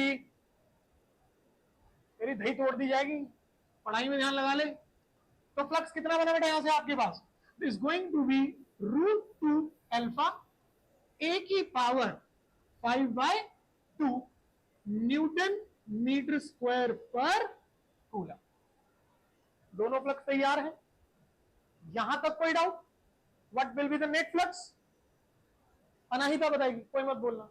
net flux निकालने के लिए क्या करेंगे अनाहिता,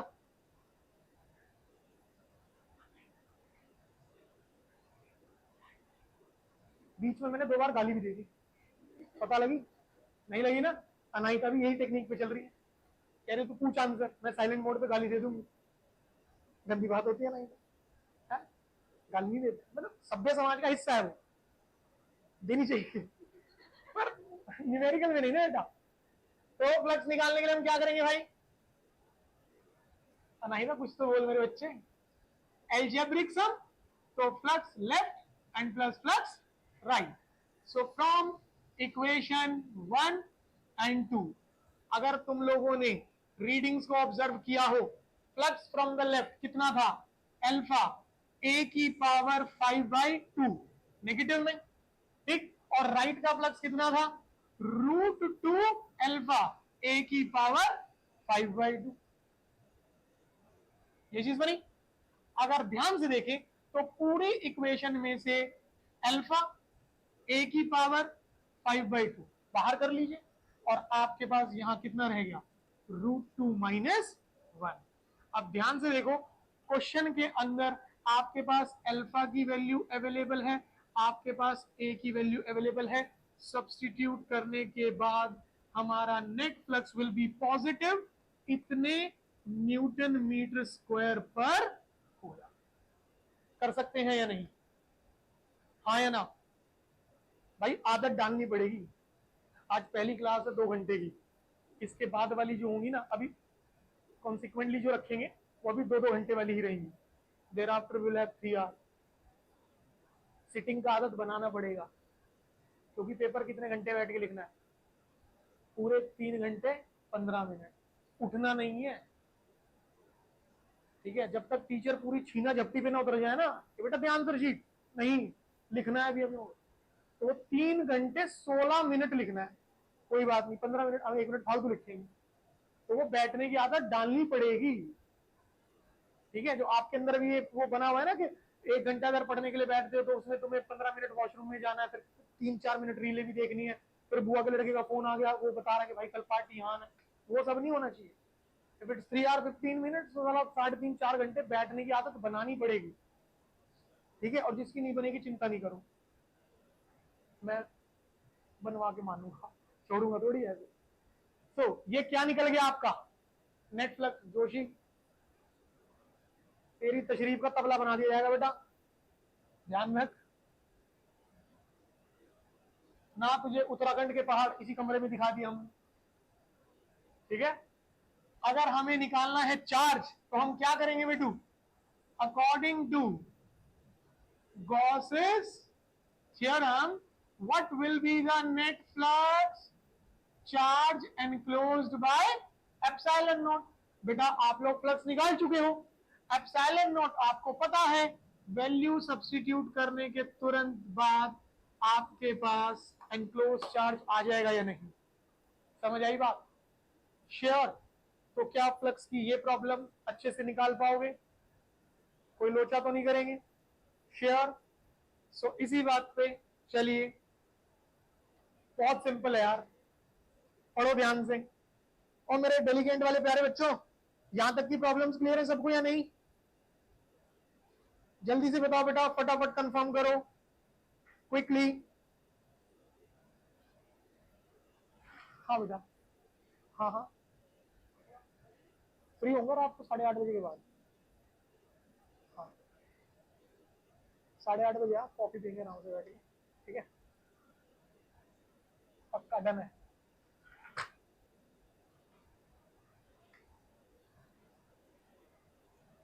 किसकी बात कर रहा है? रेहान भाई साहब कह रहे हैं मुझे किसकी बात कर रहा है? चार्ज की। रेहान के अलग अपना अलग नशे चल रहे हैं भाई के। क्या निकालना है?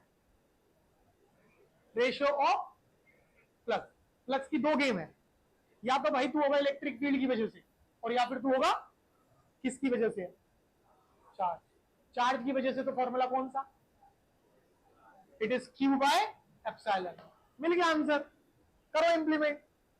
अनाहिता ऐसे करके बैठ जाती है सीएम साहब की, मतलब आईएएस सेक्रेटरी सर्विसेज में है हमारी, एकदम रिलैक्स मोड में आ जाती है पूरे। आर्यन डायग्राम क्लियर नहीं है। अभी यह सुंदर सी लड़की बनाई होती सारे तो पूरा स्कैन कर देता। तेरे को डायग्राम क्लियर नहीं है, सीधा सीधा नजर आ रहा है यार। कंसेंट्रिक शेल, भाई पढ़ भी तो ले यहाँ पे।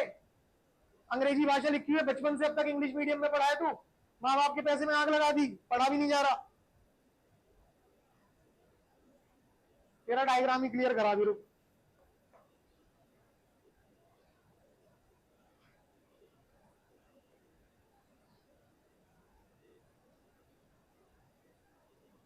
एक तो ये शेल है S2, एक ये शेल है S1।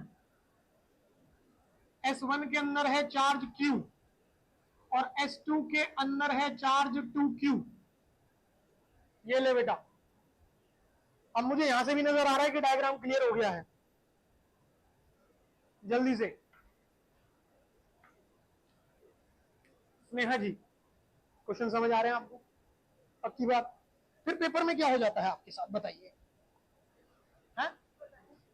पेपर में मतलब ऐसा लगता है संस्कृत लिखी है, एक है चार्ज है एनक्लोज है अस्थि मीडियम परम धर्म सैंदम रेशवम है, ऐसा कुछ संस्कृत दिखने लगती है वहां पे, जब तुम्हारे अंदर का ईशान अवस्थी जाग जाता है। मेहनत करो।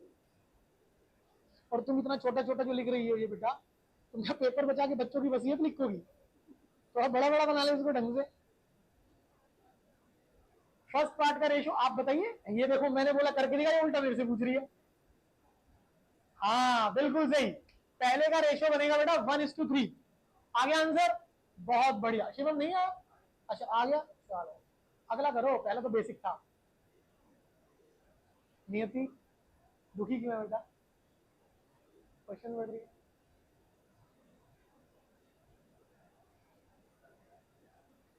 दूसरे वाले का आंसर कुछ तो आएगा। हाँ, इट इज 1/k टाइम्स, क्योंकि मीडियम इंसर्ट करा आपने, थोड़ा सा डायलेक्ट्रिक कांस्टेंट वाला फॉर्मूला इंप्लीमेंट करो वहां पे। वेरी गुड अक्ष बेटा, बहुत अच्छे। करा क्यों नहीं?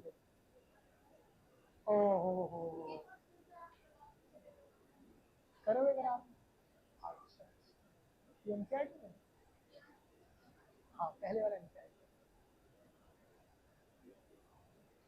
तो बुक के क्वेश्चंस करने का बेनिफिट नजर आ रहा है? नहीं वैसे कुछ चेंजेस कि हाँ क्वेश्चंस करने में प्रैक्टिस करोगे तो होगा बेटा, अच्छे से होगा। अनाया करें नहीं नहीं नहीं, प्रैक्टिस नहीं करनी हमें, प्रैक्टिस से हमें बच के रहना है। अगर प्रैक्टिस करी तो पेपर में हमसे क्वेश्चंस हो जाएंगे, फिर मजा नहीं आएगा। देखो भाई लोग, अपने अपने आंसर्स मैच करो अगर किया है तो। जो पहला सिचुएशन है हमारे पास, हम लोगों ने सिंपली लगाया according to the general equation of Gauss's theorem. अब गॉसेस थ्योरम ने हमसे कहा था कि net flux is charge enclosed by epsilon. उसने रेशो मांगा है S1 से S2 का। तो देखिए flux S1 bye flux S2, S1 का flux charge of S1 bye epsilon not divided by charge of S2 bye epsilon not. भाई epsilon naught तो ये हट गया, तो आपके पास जो रेशियो बना S1 से S2 will be charge of S1 by charge of S2। तो अगर गौर से देखो तो S1 में केवल कितना चार्ज है Q, और बेटा जी S2 में कितना चार्ज है, देखो S2 में ही S1 भी है, तो एल्जेब्रिक सम करना पड़ेगा। सो कितना बनेगा, and your ratio will becomes 1:3। बात समझ आई या नहीं, शेयर हो जाएगा। अगला हिस्सा कहता है how does the electric flux through S1, सिर्फ किससे जिक्र मांग रहा है वो, S1 से, कि how does the electric flux through S1 changes when a medium of dielectric constant K is placed in S1। तो अगर बात आ जाती है मीडियम को लेकर के, देखिएगा ध्यान से, for case number second, originally अगर मैं S1 का फ्लक्स लिखता हूं तो वो मेरे पास कितना होगा, charge S1 bye epsilon naught. ये हमारा ओरिजिनल केस है, ठीक। तो flux of S1 will be, S1 का चार्ज कितना था Q, and this will be Q bye epsilon naught. Now the new case जिसमें कि उसने मीडियम इंसर्ट कर दिया, तो S1 का नया फ्लक्स विल बी, क्या मीडियम डालने से चार्ज में फर्क आएगा, बिल्कुल भी नहीं। मीडियम डालने की वजह से एप्सिलॉन नॉट किस में बदलेगा, एप्सिलॉन एम में बदलेगा। और आपको याद होना चाहिए कि हम डाइलेक्ट्रिक कांस्टेंट को लिखते थे F naught by F M, जिससे कि क्या बनता था, epsilon M by epsilon naught. इसका एक नाम और था, बताओ, रिलेटिव परमिटिविटी, ठीक है। तो अगर आपने इन दोनों को इस्तेमाल किया तो what will be epsilon M के एप्सिलॉन नॉट, यहां डाल दो। तो जैसे ही वैल्यू रिप्लेस करते हो आपके पास नया फ्लक्स, ठीक है, कितना बना, charge of S1 that will be Q, और एप्सिलॉन M की जगह कौन आएगा, एप्सिलॉन नॉट, के epsilon naught. And check it out, अगर हम इसको यहां इस्तेमाल कर दें तो Q बाय एप्सिलॉन नॉट की जगह कौन आएगा, तो आपका नया flux will B 1/k times of original. वो कितना हो जाएगा, 1/k टाइम्स हो जाएगा। समझ आया सबको, पक्का कर सकते हैं अच्छे से। यादव जी आप बड़े गुस्से में हैं, याद आ रही मम्मी की, नहीं आ रही, मम्मी मारती है, अच्छा चलो तो फिर लो इसी बात पे, क्वेश्चन इंपॉर्टेंट है। इसमें 3 सिचुएशन होती है, यहां 2 है, तीसरी मैं आपको अलग से बताऊंगा। अभी क्वेश्चन को बहुत ध्यान से पढ़ना। आर्यन एंड पार्टी बेटा आप लोगों को क्लियर है यहां तक अच्छे से, अभयराम, अनन्या, अर्पिता, आर्यन, हर्षिता, रितेश, अश्विन, क्लियर है बेटू अच्छे से यहां तक।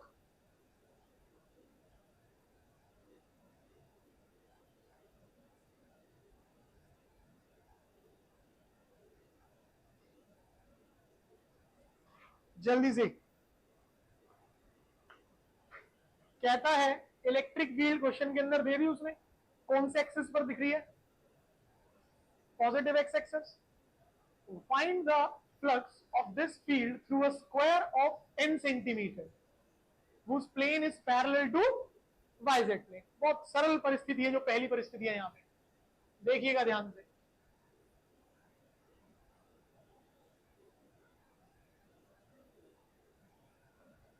ये हो गया x, y and z। Electric field is in this direction, electric field जो है वो राइट साइड हो गई। Square sheet is placed parallel to yz plane. जो स्क्वायर शीट है वो यहां इस तरह से रखी गई है, से स्क्वायर शीट का एज लेंथ है हमारे पास ए, इसका स्मॉल एरिया लिया और एरिया वेक्टर जब बनाओगे, बोलो हाँ या ना, यही बनेगा। सो एरिया वेक्टर और इलेक्ट्रिक फील्ड दोनों के बीच का एंगल कितना हो गया, 0। हमें निकालना है flux. Flux is E A cos theta, that is E, area will be what, side square, and cos 0. Now substitute the readings. What is electric field? 5 into 10 की power 3, 5 into 10 की power 3, side square. Now what is the side? 10 centimetre, ठीक है। तो अगर 10 centimetre है तो कितना हो गया, 10 की पावर -1 मीटर, तो मीटर में कन्वर्ट करना पड़ेगा। अब साइड स्क्वायर कर रहे हो, इसका स्क्वायर करो तो कितना हो गया, 10 की पावर -2, और cos 0 कितना हो गया, 1। सो आपका आंसर कितना बना, 50 न्यूटन मीटर स्क्वायर पर कूलम। पहली परिस्थिति में जो फ्लक्स होगा वो इतना आएगा आपका। कोई डाउट? सिंपल है, sure. Now what about the second situation?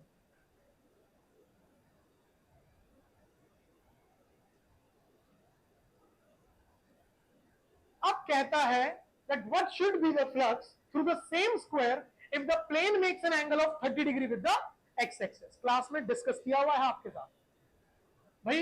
ये हो गई इलेक्ट्रिक फील्ड। पहले स्क्वायर शीट ऐसे रखी हुई थी, अब यही स्क्वायर शीट यहां से ऐसे आ गई है इस तरीके से। तो ये रही हमारी स्क्वायर शीट।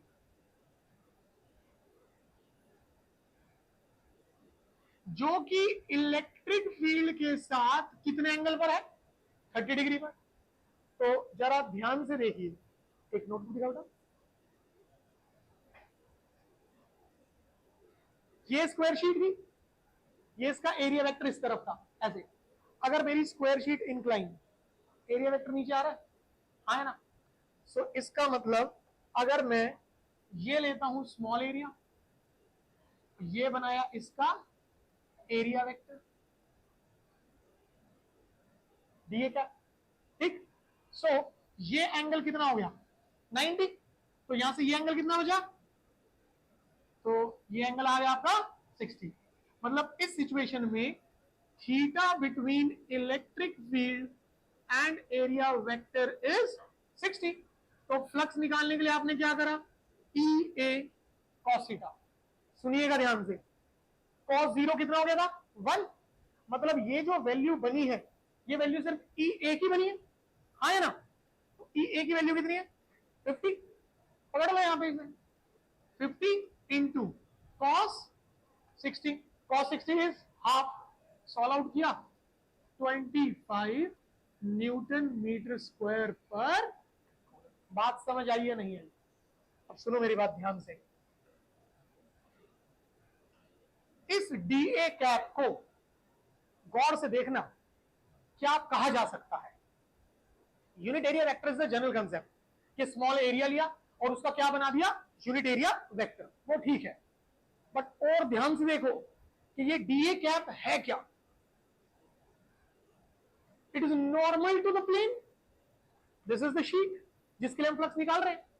तो जो डीए कैप आप बना रहे हो, जो ये डीए वेक्टर आप बना रहे हो, ये इस प्लेन से क्या है, नॉर्मल। तो कई बार क्वेश्चन के अंदर ऐसा आएगा कि वो आपसे कहेगा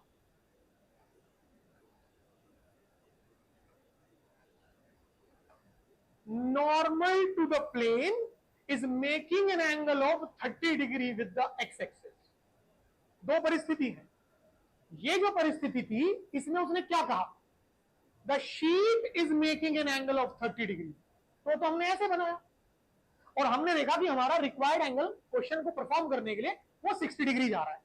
बट अगर उसने ये बोल दिया कि normal to the plane is making an angle of 30 degree, इसका मतलब उसने डायरेक्ट आपको बता दिया है कि angle between electric field and area vector is 30 degree. तो ये ध्यान रखना कि क्वेश्चन में उसने कहा क्या है। उसने ये बोला है कि शीट इंक्लाइन है, या फिर उसने ये बोला है एरिया वेक्टर इंक्लाइन। अगर शीट इंक्लाइन है तो हमें ऐसे जाना पड़ेगा, और अगर उसने बोल दिया area vector is inclined at so and so angle, इसका मतलब वो डायरेक्ट आपको थीटा की वैल्यू बता रहा है। बात समझ आई? तो यहां तक की प्रॉब्लम में किसी को कोई दिक्कत? श्योर हो जाएगा अच्छे से। देखो क्या करोगे, बहुत सिंपल प्रॉब्लम है बेटा, बहुत सरल। ओहो एक हो रहा है, तेरी, ओहो, अरे भाई चलो कोई बात नहीं, हो जाएंगे, परेशान नहीं होना है। कौन सा कर रहे थे? हाँ, श्रेष्ठा गाली नहीं देते गंदी बात। हाँ 120, लेट्स सी। इलेक्ट्रिक फील्ड को अगर गौर से देखा जाए तो ई एक्स कितना है 6, ई वाई कितना है 3 और ई जेड कितना है 4। कहता है इलेक्ट्रिक फ्लक्स थ्रू निकालो, एरिया ऑफ 20 मीटर स्क्वायर पर रखा कहां है वाई जेड। ध्यान से,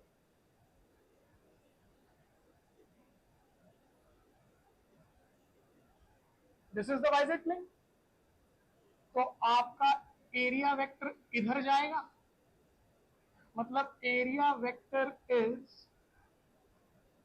अलोंग आई कैप। तो मैं एरिया वेक्टर की इस वैल्यू को कैसे ट्रीट करूंगा, 20 आई कैप मीटर स्क्वायर। मतलब मेरे पास A X is 0, sorry A X is 20, A Y is 0 and A Z is 0। भाई फ्लक्स का फॉर्मूला क्या है, E vector dot E A cos theta. अगर कॉस थीटा है तो कैसा product, dot, and dot product में क्या होता है, ई एक्स ए एक्स, मतलब एक्स कोफिशिएंट को एक्स के साथ, E Y A Y and E Z A Z. भाई आपके ये वाले तो कितने हो गए 0, तो आपके पास ई एक्स कितना है 6 और ए एक्स कितना है 20। तो जोशी जी ने बिल्कुल सही जवाब दिया, 120 न्यूटन मीटर स्क्वायर पर हो जाएगा सभी का। यहां तक के सारे प्रॉब्लम्स हो जाएंगे पक्का, बस इतने रख लो, नहीं तो तुम्हारे प्राण जो है शरीर से निकल जाएंगे बेटा। चलिए मिलते हैं बेटा नेक्स्ट में।